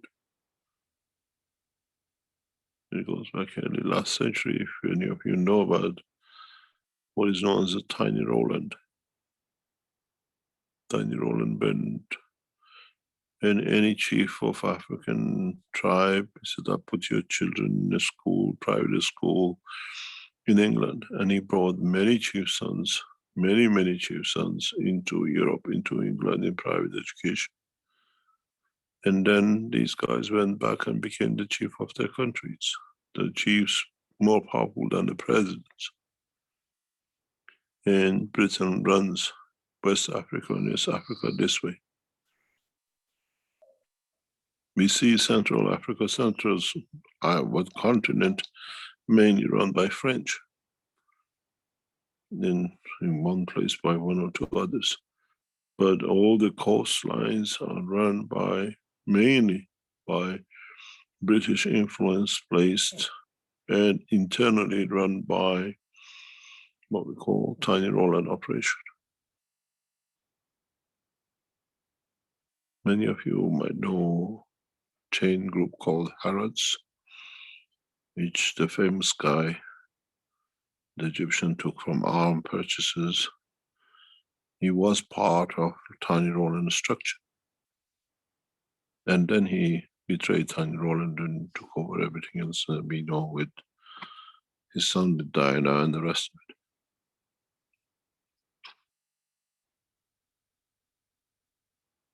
Yes, I even heard they had set it up so the different countries there had different size railroad tracks, so they couldn't link up with one another. So Yeah. yeah. Go ahead. Africa, whoever took money did what they wanted. I worked in Africa deeply since 1980, early 80s. Part of the work, my work in Africa and in China, is due to cooperation with Tiny Roland. That's how we know inside.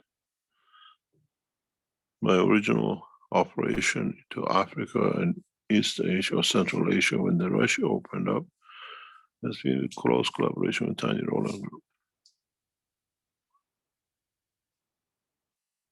So I know the structure. My business is run through this structure, so we know exactly where we are and how the operation works. They talk from inside, not from outside.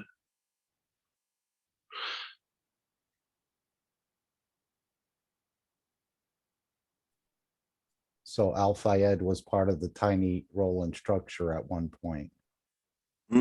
It was a guy who sold arms for the British, and Tiny Roland was instrumental in his initial steps.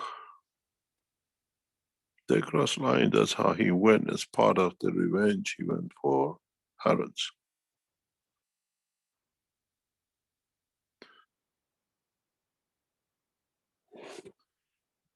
Tiny Roland was my lecturer in university. That's how I came to know the structure. He was my professor.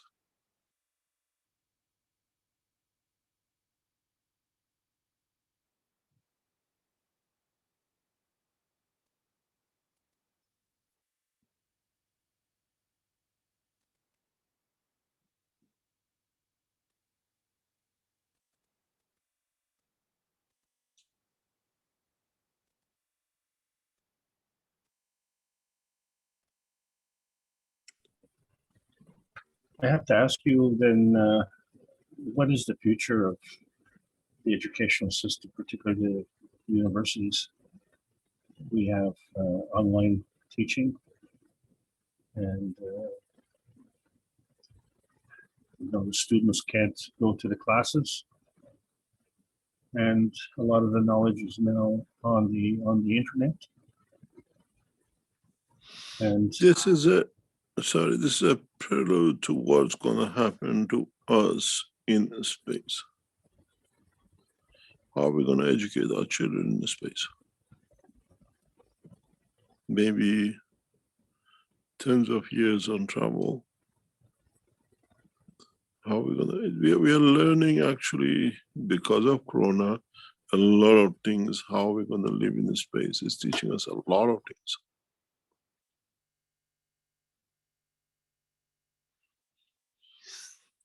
And we learn a lot in this process.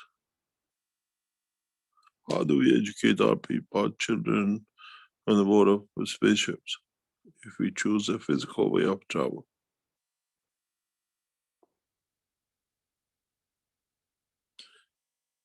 In which shape or form do we teach the Chinese children on board the Chinese way and the English one the English way, or we develop a universal teaching that everybody gets taught the same way as we do in international schools?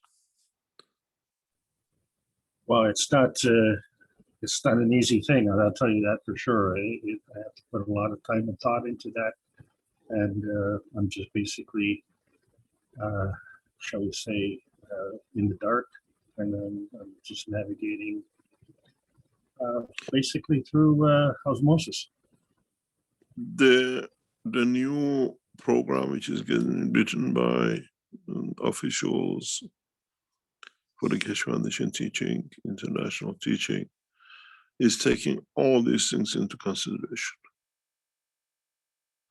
It's written, it'll be completed on the basis of KFSSI, that anyone from any language can come in, no barriers with the language or anything else. And we've been told by end of this month we have the theory patterns of it laid out, and they start writing the computer programs for it. It will cost hundreds of millions of dollars to be done, and it's been gifted to us as a new way to teach. Is given as a gift by a nation to us, and we have a very direct say in how it's done, the security of it, the interaction of the teachers and everything else.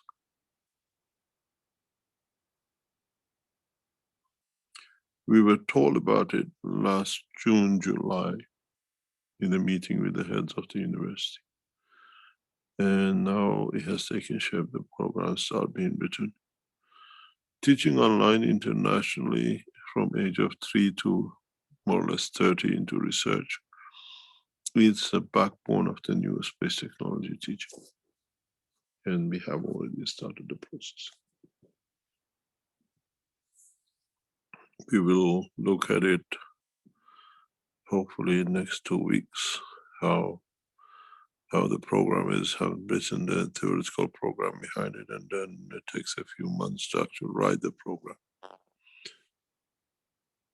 Completed, then KFSSI will be built, the structure of teaching of KFSSI and the KFTV will be brought into it.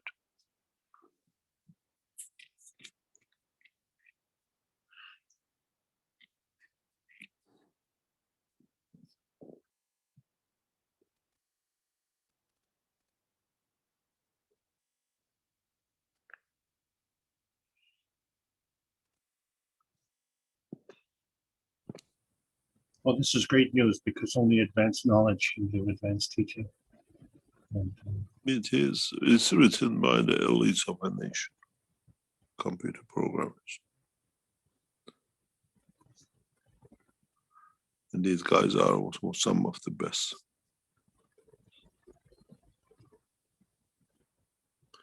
You will see part of them in the origin of the structure of the Keshe Foundation IT in next few days. They will come in the background, and the new programs for Keshe Foundation IT will be written by them. You'll start seeing changes in a lot of directions, and they have joined us. They start working inside the organization to learn, to understand, and then the programs will be written inside. It's not something to be happening, it already is happening. It's just been, I think next 2-3 days, they will take their position in actually inside the foundation without anybody knowing. Will start writing of the programs.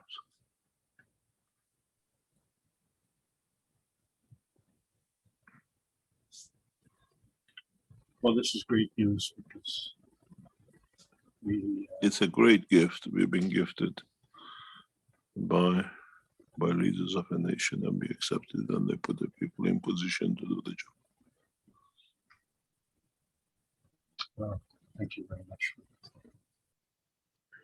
So, Mr. Cash, I don't understand exactly what you're talking about. I'm sure it will be told to us when the time is right, but I kind of thought that the new way of teaching was at the soul level, and the development of our soul would enable us to communicate more freely on a, to understand things better. But you're actually talking about a computer program or a way of teaching that's not at the soul level, I think. We teach on both levels. The teaching of this on the soul level will come very, very much when we stop the people who divide the physicality and the soul for their benefit, unite in the right way. And I said we see that around June, July.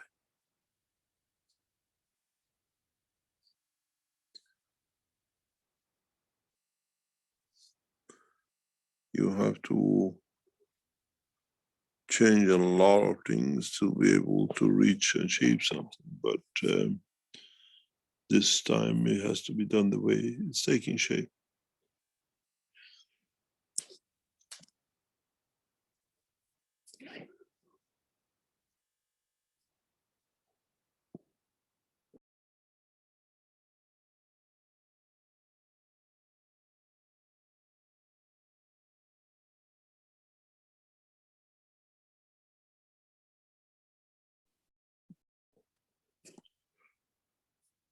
Any other question?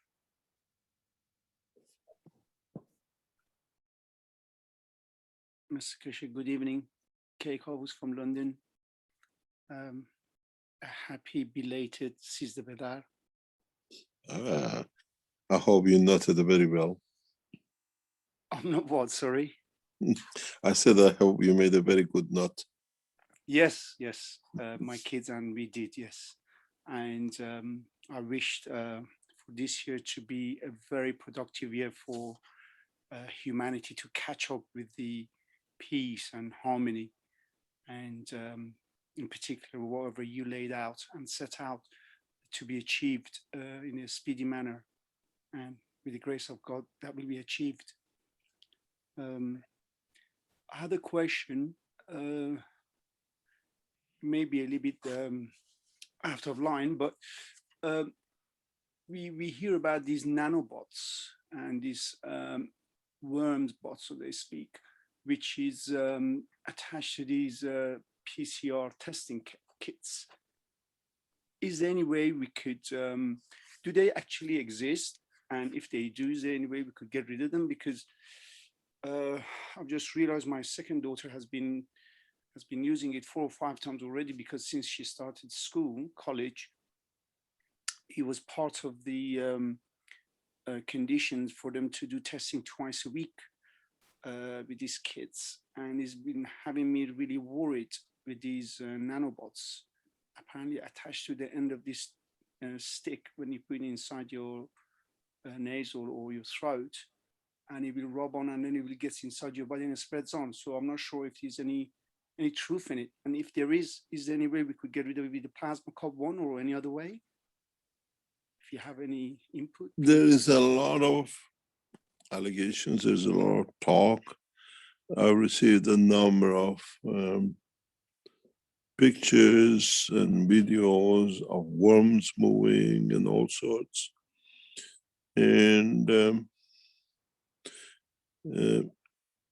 we cannot confirm or deny because we don't see what is going on.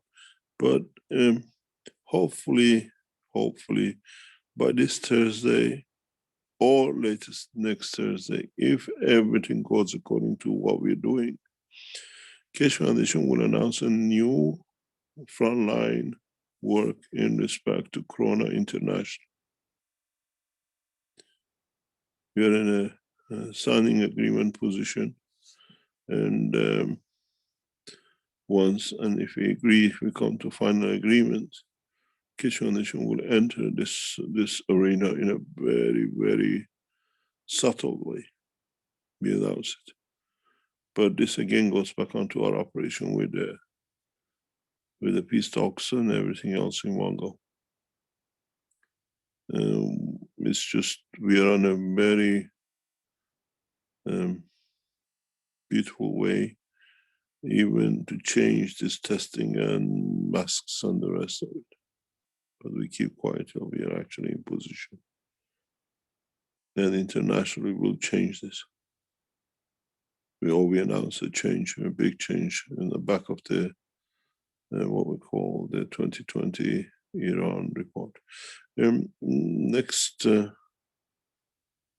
step in maybe 3-4 weeks time, you will hear a breakthrough it'll be as part of the Keshe Foundation products will be announced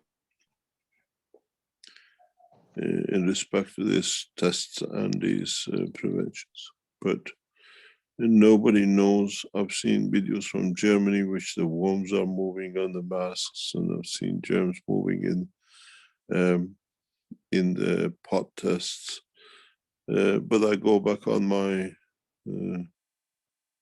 what I call experience and understanding the way the economy works. When you create such a demand for these things, anything goes, anything will come, can deliver, will do. And especially products from the governments or countries which are in a rush to deliver, a lot of things are overlooked. Then this will most probably will change in China first, and then we come to the rest of the world. And there should be a process that can control these things. We've seen this when I look at these videos which sent to me, and I look at with the worms moving in the masks and worm moving on top of the tip of the testers and nanomaterials that they say is in there. It brings me back memories of 1980s. A few times we had these experiences, especially when China was in developing position. And a lot of these masks are coming out of China with a lot of problems. A lot of these testers are coming from companies which have no hygiene background, even though they're supposed to be pharmaceuticals.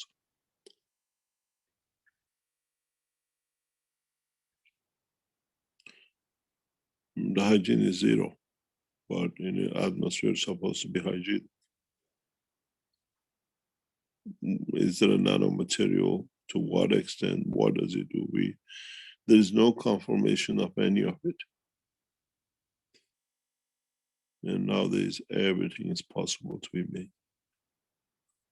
In 1980s, many of you remember, we called them the snowballs, where you used to shake and you get the snowflakes coming over Father Christmas in a ball, if you remember. Very innocent looking game, toy or whatever. We all still use it, some of us, as a weight holder on the paper in our offices.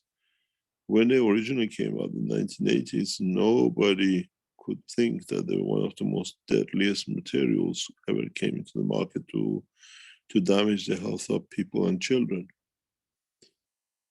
And we had to withdraw huge amount of it out of the market overnight, because the factory in China used the most contaminated waters. They never thought that anybody was going to use it for anything else. And some of them had a thin glass and they broke, and the glass wasn't a problem, but the water contamination brought horrendous diseases into Europe, which the health authorities jumped on it. They banned the import of these things. But by the time it came, a large number of people died because of these weights, snowflakes, because of the water contamination. And if we see, when I saw these videos, brought me back the same memory. In the rush to fill in the gap in the market, there's a lot of things which is not looked at. Hygiene in some of the Chinese factories is absolutely negative than actually zero.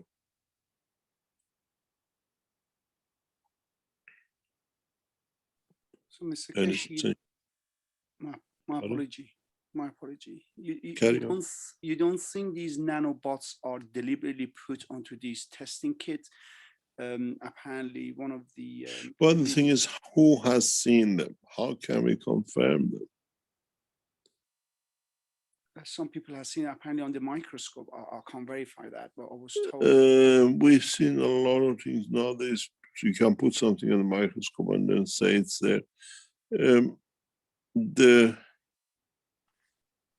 The process of developing these things, what it's supposed to do.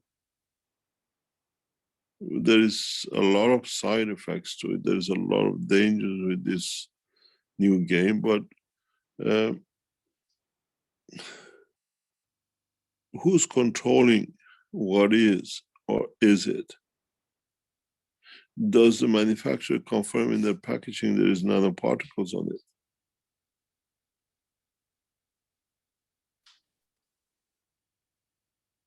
Apparently not. There were just nanobots in place onto the testing kit, and this testing kit. But have you seen one? Because I've seen one of the knowledge seekers in Germany. It's actually videoed worms on it. Yes, so they're worm bots and nanobots, and apparently they get directions from radio frequencies, and they assemble in our body. We do not know. We do not Yeah. know. This is. I've seen these videos. I guess send these like a sugar punch.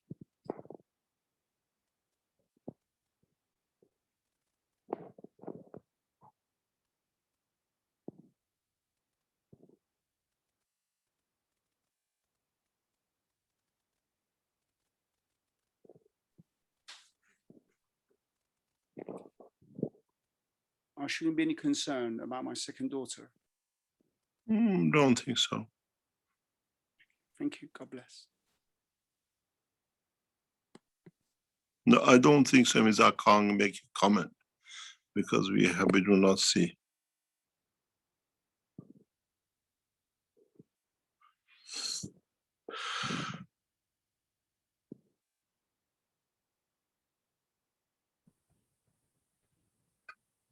Mr. Kesh, Yes. England, France, or the English language, the French language, and the Spanish language does not have a UC representative. Pardon? English, French, and Spanish do not have a UC representative. England, French, And Spanish. There are no UC members. Why is it that the, three of the most important languages on this planet, with all respect to the Far East, we haven't received application forms. I have We- applied. If you have applied, it has to go through process of the security clearance. I've done that sometimes in last, I think it was last October, November. I've mentioned it once, and some of the UC members said that they're going to look into it, but I still haven't had any any reply.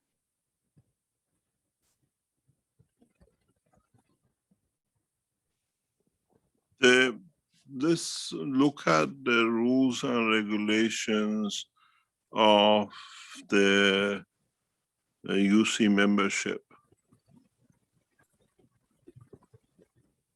One of the UC members have to be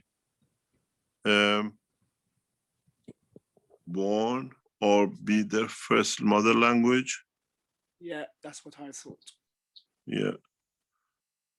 Because you see, in what we call Earth Councils, you got to be after two, or two, one born in one and live in the other.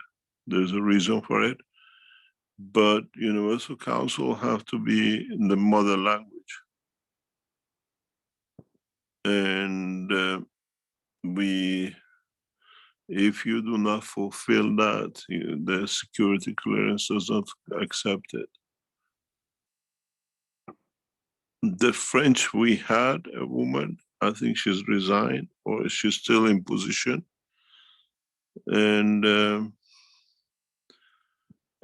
we were very carefully monitoring who was applying to be the Universal Council member. We have received a German speaking, wanting to be.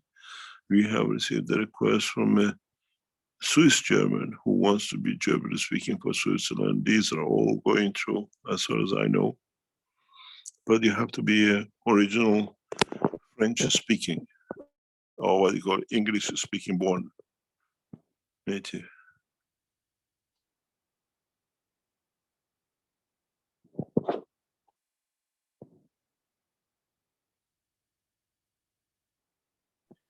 Ironically, my problem is my Persian is not up to the scratch. Unfortunately, being 41 years in London has taken away my ability to speak Persian fluently. Well, my English stinks, but my Persian is not far behind.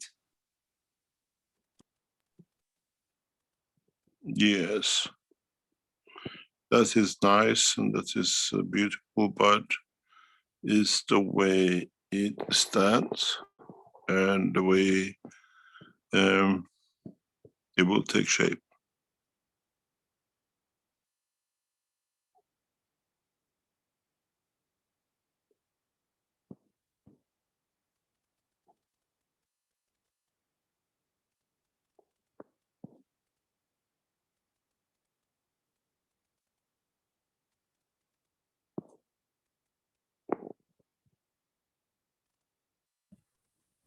Well, I'm glad to hear that. The UC members, from what I can see that we have right now, are working very, very hard, and I salute them.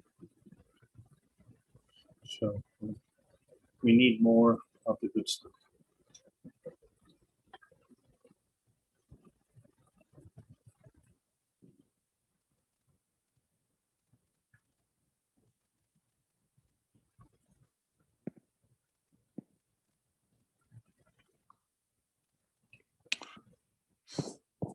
Any other question?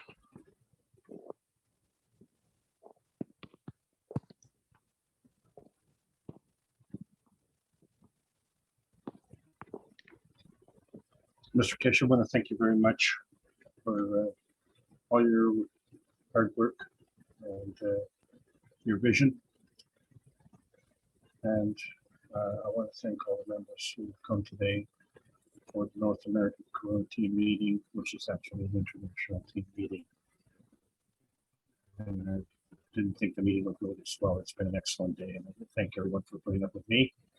And Mark, you've done a tremendous job as well. I'm going to sign off and hand it over to you and allow anyone else to come in. Thank you again. Thank you again, Mr. Keshe, and all the members. Yes, thank you, Alex. And thank you, Mr. Keshe. We owe you a huge debt of gratitude. Continually, our eyes would have never been open to any of this. We would have continued with our lives, going on, trying to get things or be somebody, and have no awareness of this other whole dimension. And we hope and we will share it with the rest of the planet. And I want to thank you deeply.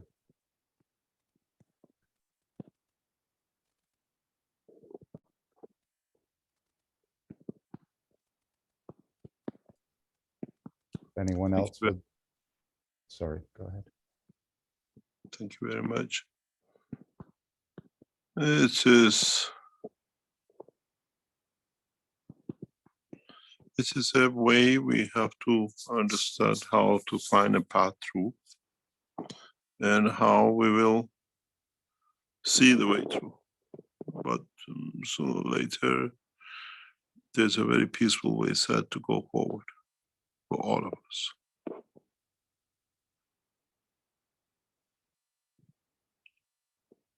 We'll see how we achieve it and how we get there.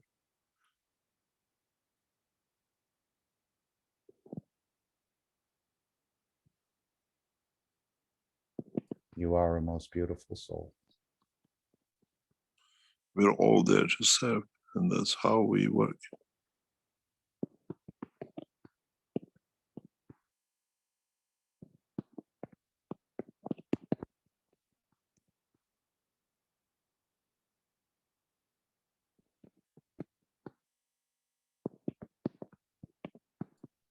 Okay, if no one has anything else for Mr. Keshe or any other comments you want to make, I will play the message to humanity from Mr. Keshe and then the final disclaimer, and we'll end the meeting.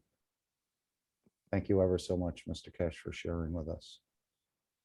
Thank you very much. Pray for all of us that we walk out of this situation in a very safe way, in a very peaceful way. And we find what I call peace with ourselves, and in the process for the humanity. There's a huge way ahead of us. And from what we see from support from governments, opening to help to promote a new way of thinking, it's encouraging for a lot of us. Thank you very much for your time. And I hope we get the Zoom back in operation in every sense. Yes, Jalal's class will start in so many hours, and we don't want to miss it. Thank you very much.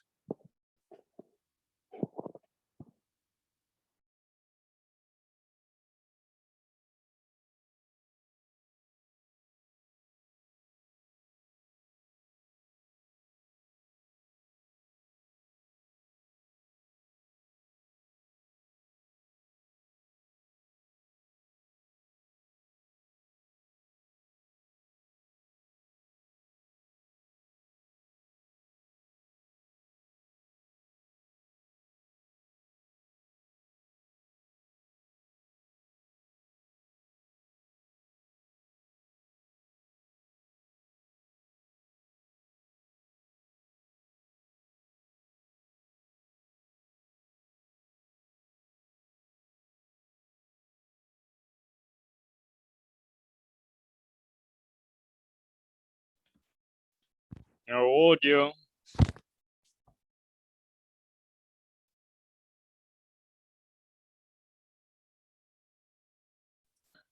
No sound, Mark.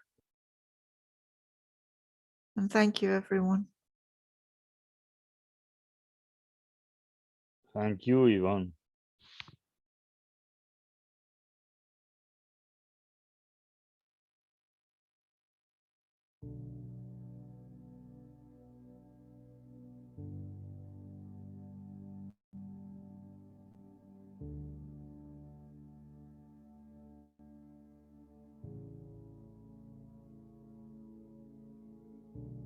Now we have opened what I call the final stages of man to understand.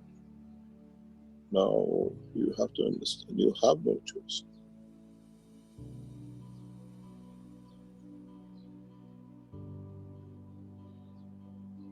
It needs a lot of understanding, it needs a lot of positioning, it needs, there is a celebration going on. A lot of you will report massive number of UFOs in huge numbers. It's not one or two anymore. It's just like a party, let's all go there and there is a traffic jam. You will see those happening in the coming weeks. There is a big party going on this planet. Man has not seen it, do not understand it. In a way, without you knowing, you go to out shopping and you come home, the party is set, and then you have a surprise. In a way, mankind is waiting for that surprise, but there are few steps to be taken. The universal what they call universal community has already laid out the party. And to lay the party, you need to bring a lot of things ready, a lot of souls. All friends are coming back. You will see a new transformation on the skies and in the skies of this planet very, very soon.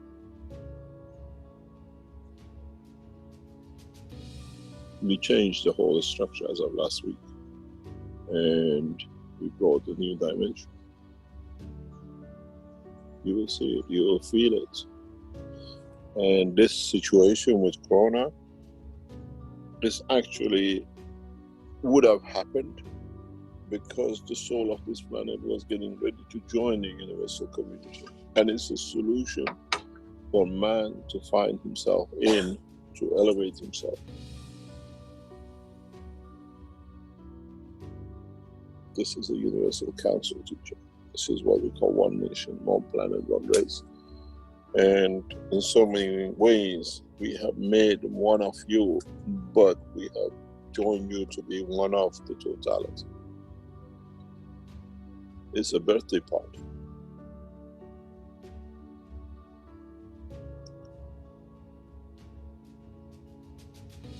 And those who are organizing the party, it's just, 9 months and so many days, the child is born and you get everything ready for the party of the birth. That's what's happening. For the coming weeks, you will see more and more activities in a very strange way, in a huge numbers. And some of them, they are single souls who left this planet thousands of years ago. They're coming back. They're coming back to welcome the new child. These lights you see in the skies, which will appear as single and in hundreds of thousands to come, many of them, they are not UFOs. They are the souls who left this planet and come back. They know it's the time to celebrate. But mankind is blind. And no radar can see the soul. If the radars could see the soul, every day millions of people who die and get born. Why don't the radars don't show? The souls leave.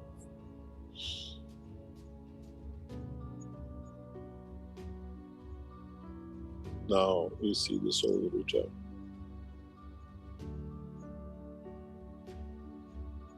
You see the light, and mankind has to understand. You have no choice. We have left you no more choice. We left it to you lot for some millions of years, and you did nothing but just mess it up more and more.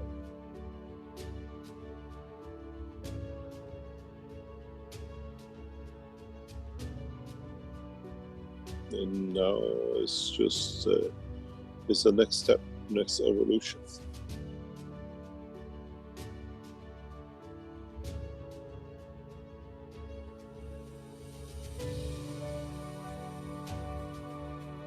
But how far, how much, to what extent mankind is ready for it is the question for the man to ask himself.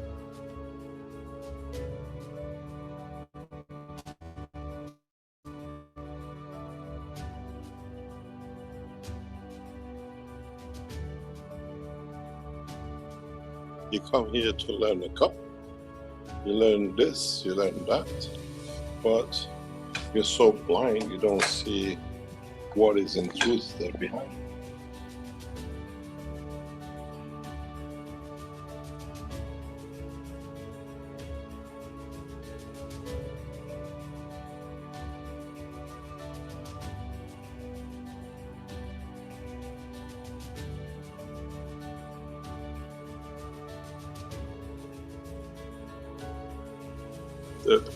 The reality is, and this is the question I asked yesterday as well, is the soul of the man as totality ready for this transformation?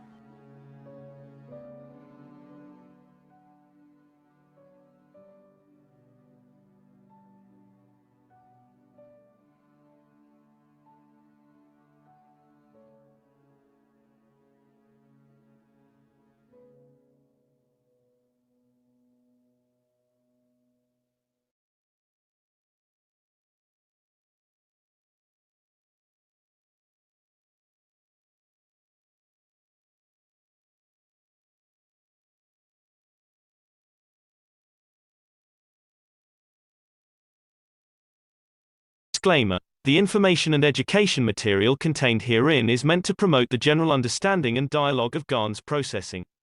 Such information is not meant or intended to serve as a substitute for a healthcare professional's clinical training, experience, or judgment. For patients and individuals, such information is not to be a substitute for professional medical, therapeutic, or healthcare advice or counseling.